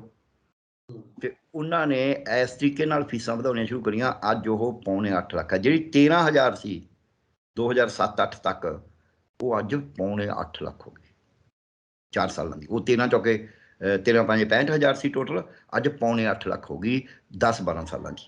ਇਹ ਤੋਂ ਤੁਸੀਂ ਆਪੇ ਹਿਸਾਬ ਲਾ ਲਓ। ਵਿਦਵਾਨ ਉਹ ਵੀ ਨੇ, ਮੈਂ ਤਾਂ ਖੈਰ ਆਪਦੇ ਆਪ ਨੂੰ ਵਿਦਵਾਨ ਨਹੀਂ ਕਹਿੰਦਾ, ਮੈਂ ਤਾਂ ਸਰਕਾਰੀ ਕਰਮਚਾਰੀ ਸੀ, ਮੈਂ ਤਾਂ ਉਹਦੇ ਤੌਰ 'ਤੇ ਲਿਖਿਆ। ਸੋ ਤੁਸੀਂ ਜਦ ਗੱਲ ਕਰਦੇ ਹੋ ਉਹਨਾਂ ਨੂੰ ਚੰਗੀ ਲੱਗੇ। ਇੱਕ ਹੋਰ ਛੋਟੀ ਜਿਹੀ, ਕਿਉਂਕਿ ਮੈਂ ਤਾਂ ਕਹਿਣਾ, ਹੈਲਥ ਦੇ ਵਿੱਚ ਇੱਕ ਸਰਕਾਰ ਨੇ, ਭਾਰਤ ਸਰਕਾਰ ਨੇ ਨਾ ਐਜੂਕੇਸ਼ਨ ਸਕੀਮ ਦੇਤੀ, ਉਹਦਾ ਨਾਮ ਸੀ primary district primary education programme. ਮੈਂ ਭਾਰਤ ਸਰਕਾਰ ਦਾ ਸਲਾਹਕਾਰ ਸੀ, ਪੰਜਾਬ ਸਰਕਾਰ ਦਾ ਵੀ ਸੀ, ਤੇ ਮੈਂ ਆਖਿਆ ਵੀ ਇਹ ਸਕੀਮ ਨਾ ਲਓ, ਇਹ ਕੇਂਦਰ ਨੇ ਭੱਜ ਜਾਣਾ, ਮੁੜ ਕੇ ਆਪਣੇ ਗਲ ਪੈ ਜਾਣੀ ਹੈ, ਇਹ ਆਪਣੇ ਸਕੂਲ ਬੰਦ ਹੋ ਜਾਣੇ ਨੇ। ਅਸੀਂ ਨਹੀਂ ਲਈ ਤਾਂ ਸਾਡੇ ਤਾਂ 2001 ਤੱਕ ਠੀਕ ਚੱਲਦਾ ਰਿਹਾ। ਹਰਿਆਣੇ ਦੇ ਪਹਿਲਾਂ ਹੀ ਬੁਰਾ ਹਾਲ ਹੋ ਗਿਆ, ਕਿਉਂਕਿ ਜਿਨ੍ਹਾਂ ਨੇ ਲੈ ਲਈ ਉਹ ਸਕੀਮ ਨੇ ਤਾਂ ਪਹਿਲਾਂ ਹੀ ਗੰਦ ਪਾਉਣਾ ਸ਼ੁਰੂ ਕਰਤਾ। ਆ ਜਿਹੜਾ ਇਹਨਾਂ ਨੇ ਖੁਸ਼ ਹੋ ਕੇ ਲਿਆ ਨਾ, ਸਰਵ ਸਿੱਖਿਆ ਅਭਿਆਨ, ਮੱਧਮਿਕ ਸਿੱਖਿਆ ਅਭਿਆਨ, ਉੱਚ ਸਿੱਖਿਆ ਅਭਿਆਨ, ਇਹ ਨਹੀਂ ਸਾਰਾ ਪੱਠਾ ਬਿਠਾਇਆ। ਜਿਹੜਾ ਆਇਆ ਹੈ ਨੈਸ਼ਨਲ ਹੈਲਥ ਮਿਸ਼ਨ, ਇਹਨੇ ਜ਼ਿਆਦਾ ਪੱਠਾ ਬਿਠਾਇਆ। ਤੁਸੀਂ ਇੰਸਟੀਟਿਊਸ਼ਨ ਨੂੰ ਤੋੜ ਦਿਓ, ਵਿਅਕਤੀ ਨੂੰ ਉੱਪਰ ਕਰ ਦਿਓ। ਸੰਸਥਾ ਜਦ ਟੁੱਟ ਜਾਂਦੀ ਹੈ, ਜੇ ਜਿਹਨੂੰ ਆਪਾਂ ਕਹਿੰਦੇ ਹਾਂ, ਜੇ ਸਾਡਾ ਨਾ ਜਿਹੜੀ ਹੈਗੀ ਹੈ ਵਿਧੀ ਵਿਧਾਨ, ਮਰਿਆਦਾ, ਜਿੱਦੇ ਮਰਿਆਦਾ ਟੁੱਟ ਗਈ, ਮਰਿਆਦਾ ਨੂੰ ਚਲਾਉਣ ਵਾਲੀ ਸੰਸਥਾ ਟੁੱਟ ਗਈ, ਉਹਦੇ ਤੁਸੀਂ ਵਿਅਕਤੀ 'ਤੇ ਨਿਰਭਰ ਕਰਤਾ। ਇੱਕ ਲਾਸਟ ਗੱਲ ਕਹਿ ਕੇ ਮੈਂ ਆਪਣੀ ਜਿਹੜੀ ਵਿਦਵਾਨਾਂ ਵਾਲੀ ਗੱਲ ਆ ਉਹਦੇ 'ਤੇ ਪੂਰੀ ਕਰਾਂਗਾ। ਅਕਾਲ ਤਖਤ ਸਾਹਿਬ 6ਵੇਂ ਪਾਤਸ਼ਾਹ ਨੇ ਬਣਾਇਆ, ਤੁਹਾਨੂੰ ਪਤਾ ਹੈ ਜੀ। ਤੇ ਅਕਾਲ ਤਖਤ ਸਾਹਿਬ ਜਿਹੜਾ seat of power and judgement ਹੈ ਜੀ, ਉਹਦਾ ਥੜਾ ਹੈ ਜਿਹੜਾ ਅਕਾਲ ਤਖਤ ਸਾਹਿਬ ਦਾ ਉਹ ਹੈ, ਉਹ 7 ਹੱਥ ਉੱਚਾ, ਇੱਕ ਹੱਥ 1.5 ਫੁੱਟ ਦਾ ਹੁੰਦਾ, ਤਕਰੀਬਨ 11 ਫੁੱਟ ਉੱਚਾ ਕਹਿ ਲਓ। ਤੇ ਜਿਹੜਾ ਉਹ ਕਿਉਂ 7 ਹੱਥ ਉੱਚਾ ਬਣਾਇਆ, ਕਿ ਜਿਹੜਾ ਦਿੱਲੀ 'ਚ ਚੀਫ ਕਾਜੀ ਬੈਠ ਕੇ ਫੈਸਲੇ ਕਰਦਾ ਸੀ, ਜਿਸ ਚੀਫ ਕਾਜੀ ਦੇ ਫੈਸਲੇ ਦੇ ਉੱਤੇ ਗੁਰੂ ਅਰਜਨ ਦੇਵ ਜੀ ਨੂੰ ਸ਼ਹੀਦ ਕੀਤਾ ਗਿਆ, ਉਹ ਚੀਫ ਕਾਜੀ 6.5 ਹੱਥ ਦੀ ਮੰਜੀ 'ਚ ਬਹਿੰਦਾ ਸੀ। ਹਰ ਮੰਜੀ ਉਦੋਂ ਨੀਵੀਂ ਹੁੰਦੀ ਹੈ। ਜੇ ਤੁਸੀਂ ਕਦੇ ਇੱਥੇ ਸੈਸ਼ਨ ਕੋਰਟ 'ਚ ਜਾਇਓ ਤਾਂ ਸੈਸ਼ਨ ਜੱਜ ਵਾਲਾ ਜਿਹੜਾ ਥੜਾ ਜੱਜ ਜਿੱਥੇ ਬੈਠਦੇ ਨੇ ਕੁਰਸੀ 'ਤੇ, ਉਹ ਜ਼ਿਆਦਾ ਉੱਚਾ ਹੋਏਗਾ, ਤੇ ਜਿਹੜਾ CJM ਵਾਲਾ ਉਹ ਛੋਟਾ ਹੋਏਗਾ। ਤੇ ਜੇ ਤਹਿਸੀਲ 'ਚ ਜਾਓਗੇ ਨਾਭੇ ਤਾਂ ਉਦੋਂ ਵੀ ਛੋਟਾ ਹੋਏਗਾ ਉਹ ਥੜਾ। ਹਾਈ ਕੋਰਟ ਵਾਲਾ ਉਦੋਂ ਉੱਚਾ ਹੁੰਦਾ, ਸੁਪਰੀਮ ਕੋਰਟ ਦਾ ਉਦੋਂ ਵੀ ਉੱਚਾ ਹੁੰਦਾ। ਉਹ ਮਤਲਬ ਇੱਕ ਉਹ ਪ੍ਰੋਟੋਕੋਲ, ਮਰਿਆਦਾ। ਸੋ ਉਹਦੇ ਵਿੱਚ ਹੁਣ ਦੂਜੀ ਗੱਲ ਦੇਖਣ ਦੀ ਲੋੜ ਹੈ। ਉਹਨਾਂ ਕਿਹਾ ਵੀ ਸਾਡੀ ਇਹਨਾਂ ਤੋਂ ਵੀ ਉੱਚੀ ਹੋਊ, ਦਿੱਲੀ ਤੋਂ ਉੱਚੀ ਹੋਊ। ਅੱਜ ਅਸੀਂ ਉਹ ਛੱਡਤਾ। ਅੱਜ ਤਾਂ ਵੱਧ ਅਧਿਕਾਰਾਂ ਦੀ ਗੱਲ ਹੀ ਨਹੀਂ ਕਰਦੇ, ਅੱਜ ਤਾਂ ਆਪਦੇ ਅਧਿਕਾਰਾਂ ਦੀ ਗੱਲ ਨਹੀਂ ਕਰਦੇ। ਸੋ ਸਾਡੀ ਸੀਟ ਆਫ ਜੱਜਮੈਂਟ ਜਿਹੜੀ ਅਸੀਂ ਹਿਸਟਰੀ 'ਚ ਬਣਾਈ, ਉਹ ਤਾਂ ਅਸੀਂ ਖਤਮ ਕਰਤੀ। ਅਸੀਂ ਸੀਟ ਆਫ ਜੱਜਮੈਂਟ 'ਤੇ ਉਸ 'ਤੇ ਰਹੇ ਹੀ ਨਹੀਂ। ਕਿਸਾਨ ਖੜੇ ਨੇ, ਕਿਸਾਨ ਕਹਿੰਦੇ ਫੈਸਲੇ ਵੀ ਅਸੀਂ ਕਰਾਂਗੇ, ਫਸਲਾਂ ਵੀ ਅਸੀਂ ਬਚਾਵਾਂਗੇ, ਨਸਲਾਂ ਵੀ ਅਸੀਂ ਬਚਾਵਾਂਗੇ। ਉਹਨਾਂ ਨੇ ਉਸੇ ਸੁਪਰੀਮ ਕੋਰਟ ਨੂੰ ਚੈਲੰਜ ਕਰਤਾ, ਕਰੇ ਕਿ ਨਹੀਂ? ਚਾਹੇ ਥੋੜਾ ਚਾਹੇ ਬਹੁਤਾ, ਠੀਕ ਹੈ। ਸੋ ਇਹ ਗੱਲ ਜਿਹੜੀ ਲੀਗੇਸੀ ਕੌਣ ਲਿਜਾ ਰਿਹਾ ਅੱਗੇ, ਤਾਂ ਮੈਂ ਕਹਿੰਦਾ ਦੂਜਾ ਪਾਸਾ ਉਹਦੇ 'ਚੋਂ ਥੋੜਾ ਦੇਖਣ ਦੀ ਲੋੜ ਹੈ। ਉਹ ਜਦ ਅਕਾਲ ਤਖਤ ਸਾਹਿਬ ਦੇ ਉੱਤੇ ਤੁਸੀਂ ਬੈਠੋ ਤੇ ਤੁਹਾਨੂੰ ਗੁਰੂ ਗ੍ਰੰਥ ਸਾਹਿਬ ਸਾਹਮਣੇ ਦਰਬਾਰ ਸਾਹਿਬ 'ਚ ਨਜ਼ਰ ਆਉਂਦੇ ਨੇ। ਬਿਲਕੁਲ। ਜਿਹੜਾ ਗੁਰੂ ਗ੍ਰੰਥ ਸਾਹਿਬ ਦੇ ਤਾਬੇ ਬੈਠਾ ਗ੍ਰੰਥੀ, ਉਹਨੂੰ ਅਕਾਲ ਤਖਤ ਨਜ਼ਰ ਨਹੀਂ ਆਉਂਦਾ। ਜਾ ਕੇ ਦੇਖ ਲਿਓ ਉਹ ਕੀ ਹੈ, ਜਿਹੜਾ ਵਿਦਵਾਨਾਂ ਵਾਲਾ ਸਵਾਲ ਹੈ। ਗੁਰੂ ਗ੍ਰੰਥ ਸਾਹਿਬ ਦੇ ਵਿੱਚ ਵਿਦਵਤਾ ਹੈ, ਗੁਰ ਹੈ, ਫਲਸਫਾ ਹੈ, ਧਰਮ ਹੈ, ਗਿਆਨ ਹੈ। ਜਿਹਨੇ ਗਿਆਨ ਦੀ ਗੱਲ ਕਰਨੀ ਹੈ ਉਹਨੇ ਤਖਤ ਵੱਲ ਨਹੀਂ ਦੇਖਣਾ, ਬਿਲਕੁਲ ਸੀਟ ਆਫ ਪਾਵਰ ਵੱਲ ਨਹੀਂ ਦੇਖਣਾ। ਜਿਹਨੇ ਸੀਟ ਆਫ ਪਾਵਰ ਤੇ ਬੈਠਣਾ ਹੈ ਉਹਨੇ ਗਿਆਨ ਦੇ ਉੱਤੇ ਧਿਆਨ ਰੱਖਣਾ ਵੀ ਉੱਥੋਂ ਮੈਨੂੰ ਲਾਈਟ ਮਿਲਦੀ ਹੈ, ਉਹ ਮੇਰਾ ਚਾਨਣ ਮਨਾਰਾ ਹੈ, ਉਹ ਤੋਂ ਅੱਖਾਂ ਨਾ ਮੀਚਣਾ। ਬਿਲਕੁਲ ਅੱਜ ਸਾਡੇ ਸਿਆਸਤਦਾਨ ਨੇ ਉਹ ਚਾਨਣ ਮਨਾਰੇ ਤੋਂ ਅੱਖਾਂ ਮੀਚਣੀਆਂ, ਸਾਡਾ ਵਿਦਵਾਨ ਉਹ ਤਖਤ ਵੱਲ ਦੇਖਣ ਲੱਗ ਗਿਆ, ਇਸ ਕਰਕੇ ਗੜਬੜ ਹੋ ਰਹੀ ਹੈ। ਮੇਰੇ ਸਵਾਲ ਦਾ ਜਵਾਬ ਨਹੀਂ ਆਇਆ, ਜਿਹੜਾ ਮੈਂ ਲੋਕਾਂ ਦੀ ਭੂਮਿਕਾ ਦੀ ਗੱਲ ਕੀਤੀ ਸੀ, ਜਿਨ੍ਹਾਂ ਨੂੰ ਸਿਰਫ ਪ੍ਰਧਾਨ ਤੱਕ ਪੰਚੀ ਸਰਪੰਚੀ, ਉਹ ਵੀ ਕਲੀਅਰ ਕਰ ਦਿਓ ਕਿਉਂਕਿ ਲੋਕਾਂ ਦੀ ਭੂਮਿਕਾ। ਉਹ ਬਸ ਮੈਂ 1 ਮਿੰਟ 'ਚ ਕਰ ਦਿੰਦਾ। ਇਸ਼ੂ ਕੀ ਹੈ, ਉਹ ਕੁਛ ਨੇ, ਸਾਰੇ ਨਹੀਂ, ਇਹ ਆਪਾਂ ਨੂੰ ਐਵੇਂ ਇੰਪ੍ਰੈਸ਼ਨ ਹੈ। ਅੱਜ 98,000 ਬੰਦਾ ਪੰਚ ਸਰਪੰਚ ਹੈ ਪੰਚਾਇਤਾਂ 'ਚ, ਪੰਜਾਬ 'ਚ। 49,000 ਉਹਨਾਂ 'ਚ ਔਰਤਾਂ ਨੇ। ਉਹਨਾਂ 49,000 ਔਰਤਾਂ 'ਚੋਂ 13,000 ਔਰਤਾਂ, 12,500 ਜਿਹੜੀਆਂ ਨੇ ਉਹ 12,500 ਦਲਿਤ ਔਰਤਾਂ ਨੇ। ਜੇ ਉਹ 98,000 ਪੰਚ ਸਰਪੰਚ ਦੇ ਵਿੱਚੋਂ ਅੱਧੇ ਵੀ ਗ੍ਰਾਮ ਸਭਾ ਬੁਲਾ ਕੇ ਆਪਦੇ ਫੈਸਲੇ ਕਰਨ ਲੱਗ ਜਾਣ, ਜਿਵੇਂ ਪਹਿਲਾਂ ਲੋਕਾਂ ਦੀਆਂ ਚਾਹੇ ਉਹ ਧਾਰਮਿਕ ਪੰਚਾਇਤਾਂ ਸੀ, ਚਾਹੇ ਉਹ ਜਾਤੀਵਾਦ ਦੇ ਨਾਂ ਤੇ ਪੰਚਾਇਤਾਂ ਸੀ, ਚਾਹੇ ਭਾਈਚਾਰਕ ਪੰਚਾਇਤਾਂ ਸੀ, ਚਾਹੇ ਆਪਦੇ ਸਿਰਕੇ ਦੀਆਂ ਸੀ, ਉਹ ਕੁਛ ਨਾ ਕੁਛ ਠੀਕ ਫੈਸਲੇ ਜਾਇਜ਼ ਕਰਦੀਆਂ ਸੀ। ਉਹ ਕੋਈ ਜ਼ਰੂਰੀ ਨਹੀਂ ਵੀ ਪੜ੍ਹਿਆ ਲਿਖਿਆ ਹੁੰਦਾ। ਤੇ ਉਹ ਜਦ ਅਸੀਂ ਉਹ ਪੰਚਾਇਤੀ ਰਾਜ ਨੂੰ ਲਾਗੂ ਕਰਨਾ ਸ਼ੁਰੂ ਕਰਾਂਗੇ, ਆਹ ਜਿਹੜੇ ਖੁੰਭਾਂ ਵਾਂਗੂ ਗਏ ਲੀਡਰ ਨੇ, 4-4 'ਚ ਵੰਡਦੇ ਨੇ ਲੋਕਾਂ ਨੂੰ, ਪਿੰਡ 'ਚ ਹੀ ਇੱਕ ਪਾਰਟੀ ਦੇ 4-4 ਧੜੇ ਬਣੇ ਹੋਏ ਨੇ, ਉਹ ਖਤਮ ਹੋਣਗੇ। ਉਹਨਾਂ ਚਿਰ ਤੁਹਾਡੀ ਗੱਲ ਸਹੀ ਰਹੇਗੀ, ਪਰ ਉਹ ਖਤਮ ਹੋ ਰਹੇ ਨੇ। ਉਹਦੇ ਉੱਤੇ ਜਿਹੜਾ ਕਿਸਾਨੀ ਅੰਦੋਲਨ ਹੈ ਉਹਨੇ ਬਾਈਕਾਟ ਕਿਉਂ ਕਰਿਆ? ਇਹ ਜਿਹੜਾ ਕਿਹਾ ਵੀ ਤੁਸੀਂ ਆਓ ਨਾ ਪਿੰਡਾਂ 'ਚ, ਉਹ ਇਹੀ ਕਿਹਾ ਵੀ ਤੁਸੀਂ ਸਾਡਾ ਮਸਾਂ ਤਾਂ ਅਸੀਂ ਇਹਨਾਂ ਨੂੰ ਜੋੜਿਆ, ਤੁਸੀਂ ਇਹਨਾਂ ਨੂੰ ਆ ਕੇ ਹੁਣੀ ਤੋੜਨਾ ਸ਼ੁਰੂ ਕਰਤਾ। ਜਿੱਦੇ ਚੋਣਾਂ ਡਿਕਲੇਅਰ ਹੋ ਗਈਆਂ ਉਦੋਂ ਆ ਜਾਓ, 2 ਮਹੀਨਾ ਜਿਹੜਾ ਹੋਊਗਾ, 1.5 ਮਹੀਨਾ ਬਚੇ ਰਹਿ ਉਹ। ਤੇ ਹੁਣ ਕਿਉਂ ਇਹਨਾਂ ਨੂੰ ਪਾੜਦੇ ਹੋ? ਹੁਣ ਕਿਹੜਾ ਤੁਸੀਂ ਵੱਡਾ ਤੀਰ ਚਲਾ ਦੇਣਾ? ਆਹੀ ਕਾਰਨ ਉਹਦਾ, ਇਹ ਸਿਆਣਪ ਹੈ ਉਹਨਾਂ ਦੀ। ਸੋ ਹਰ ਜਗ੍ਹਾ ਤੇ ਅੱਜ ਭਾਵੇਂ ਕਿ ਬਹੁਤ ਵੱਡੀ ਗੱਲ ਦੇਖਣ ਨੂੰ ਹੈ, ਕਿਸਾਨੀ ਅੰਦੋਲਨ ਇੱਕ ਸਮਾਜਿਕ ਮੂਵਮੈਂਟ ਹੈ, ਲਹਿਰ ਹੈ। ਔਰ ਗੁਰੂ ਨਾਨਕ ਦੇਵ ਜੀ ਨੇ ਇਸ ਤੋਂ ਕੋਈ ਗੁਣਾ ਵੱਡੀ ਸਮਾਜਿਕ ਤੇ ਬੌਧਿਕ ਲਹਿਰ ਚਲਾਈ ਸੀ। ਕਿਹਾ ਸੀ ਕਿਸਾਨੀ ਅੰਦੋਲਨ 'ਚ ਬੌਧਿਕ ਲਹਿਰ ਉਨੀ ਉੱਚੀ ਨਹੀਂ ਹੈ, ਸਮਾਜਿਕ ਲਹਿਰ ਹੈਗੀ ਹੈ, ਪਰ ਗੁਰੂ ਨਾਨਕ ਦੇਵ ਜੀ ਨੇ ਨਾਲ ਬੌਧਿਕ ਲਹਿਰ ਬਹੁਤ ਉੱਚੀ ਚਲਾਈ, ਔਰ ਸਮਾਜਿਕ ਲਹਿਰ ਵੀ ਬਹੁਤ, ਕਿਉਂਕਿ ਇਹ ਤਾਂ ਕਿਸਾਨੀ ਅੰਦੋਲਨ ਭਾਰਤ 'ਚ, ਉਹ ਤਾਂ ਭਾਰਤ ਤੋਂ ਬਾਹਰ ਵੀ ਗਏ ਜੇ ਆਪਾਂ ਦੇਖੀਏ। ਸੋ ਕੋਈ ਮੁਕਾਬਲਾ ਨਹੀਂ ਇਹਨਾਂ ਦਾ ਆਪਸ। ਗੁਰੂ ਨਾਨਕ ਦੇਵ ਜੀ ਨੇ ਉਹ ਚਲਾ ਕੇ ਇੱਕ ਬਦਲਾਅ ਲਿਆਂਦਾ। ਸਮਾਜਿਕ ਲਹਿਰਾਂ ਜਦ ਉਹ ਗਿਆਨ ਦੇ ਨਾਲ ਲੈਸ ਹੁੰਦੀਆਂ ਨੇ, ਉਹਨਾਂ ਦੀ ਕੁੱਖ ਦੇ ਵਿੱਚ ਕਿਤੇ ਨਾ ਕਿਤੇ ਬੀਜ ਹੁੰਦਾ ਬਦਲਾਅ ਦਾ, ਭਾਵੇਂ ਕਿ ਉਸ ਬਦਲਾਅ ਨੂੰ 1469 ਤੋਂ ਲੈ ਕੇ ਜੇ ਮੈਂ ਗਿਣਾ ਤੇ 1699 ਤੱਕ 230 ਸਾਲ ਉਸ ਬਦਲਾਅ ਦੇ ਵਿੱਚ ਲੱਗੇ। ਪਰ ਪੌਦਾ ਪੈਦਾ ਹੋਣ ਨੂੰ ਵੀ ਟਾਈਮ ਲੱਗਦਾ, ਪਰ ਉਹ ਬਦਲਾਅ ਆਇਆ। ਔਰ ਉਸ ਬਦਲਾਅ ਨੇ ਪੰਜਾਬ ਦੇ ਵਿੱਚ, ਆ ਜਿਹੜੇ ਤੁਸੀਂ ਸਿੱਖੀ ਸਰੂਪ 'ਚ ਬੈਠੇ ਹੋ ਨਾ, ਜਿਹੜੇ ਐਡੇ ਐਡੇ ਲੰਗਰ ਚੱਲਦੇ ਨੇ ਅੱਜ, ਇਹ ਉਸ ਬਦਲਾਅ ਦੀ ਨਿਸ਼ਾਨੀ ਹੈ। ਪਰ ਉਹ ਬਦਲਾਅ ਬਿਨਾਂ ਕੁਰਬਾਨੀਆਂ ਦੇ ਨਹੀਂ ਆਇਆ, ਉਹ ਬਦਲਾਅ ਕੁਰਬਾਨੀਆਂ ਨਾਲ ਆਇਆ। ਉਹ ਬਦਲਾਅ ਜਿਹੜਾ ਸੱਚ ਸੁੱਚ ਦੀ ਲੜਾਈ ਨਾਲ ਆਇਆ। ਉਹਦੇ 'ਚ ਲੱਖਾਂ ਹੀ ਲੋਕ ਸ਼ਹੀਦ ਹੋਏ ਨੇ। ਉਹਦੇ 'ਚ ਭਾਈ ਤਾਰੂ ਸਿੰਘ ਬਣੇ ਨੇ, ਉਹਦੇ 'ਚ ਭਾਈ ਮਨੀ ਸਿੰਘ ਬਣੇ ਨੇ, ਉਹਦੇ 'ਚ ਭਾਈ ਦਿਆਲਾ ਹੋਏ ਨੇ, ਉਹਦੇ 'ਚ ਭਾਈ ਜੀਵਨ ਸਿੰਘ ਹੋਏ ਨੇ, ਬਾਬਾ ਜੀਵਨ ਸਿੰਘ ਹੋਏ ਨੇ, ਉਹਦੇ ਵਿੱਚ ਨਹੀਂ। ਸੋ ਇਸ ਕਰਕੇ ਸਾਨੂੰ ਇਹ ਗੱਲ ਸਮਝਣ ਦੀ ਲੋੜ ਹੈ ਕਿ ਜਿਹੜਾ ਤੁਸੀਂ ਸਵਾਲ ਕਰਿਆ ਕਿ ਬਦਲਾਅ ਜਿਹੜਾ, ਉਹ ਬਦਲਾਅ ਨਹੀਂ ਲਿਆਉਣ ਦੇਣਗੇ। ਜਿਹੜੇ ਤੁਸੀਂ ਕਿਹਾ ਨਾ ਉਹ ਬੰਦੇ ਨੇ, ਉਹ ਨਹੀਂ ਬਦਲਾਅ, ਉਹ ਬਦਲਾਅ ਦੇ ਵਿਰੋਧੀ ਤਾਕਤਾਂ ਨੇ।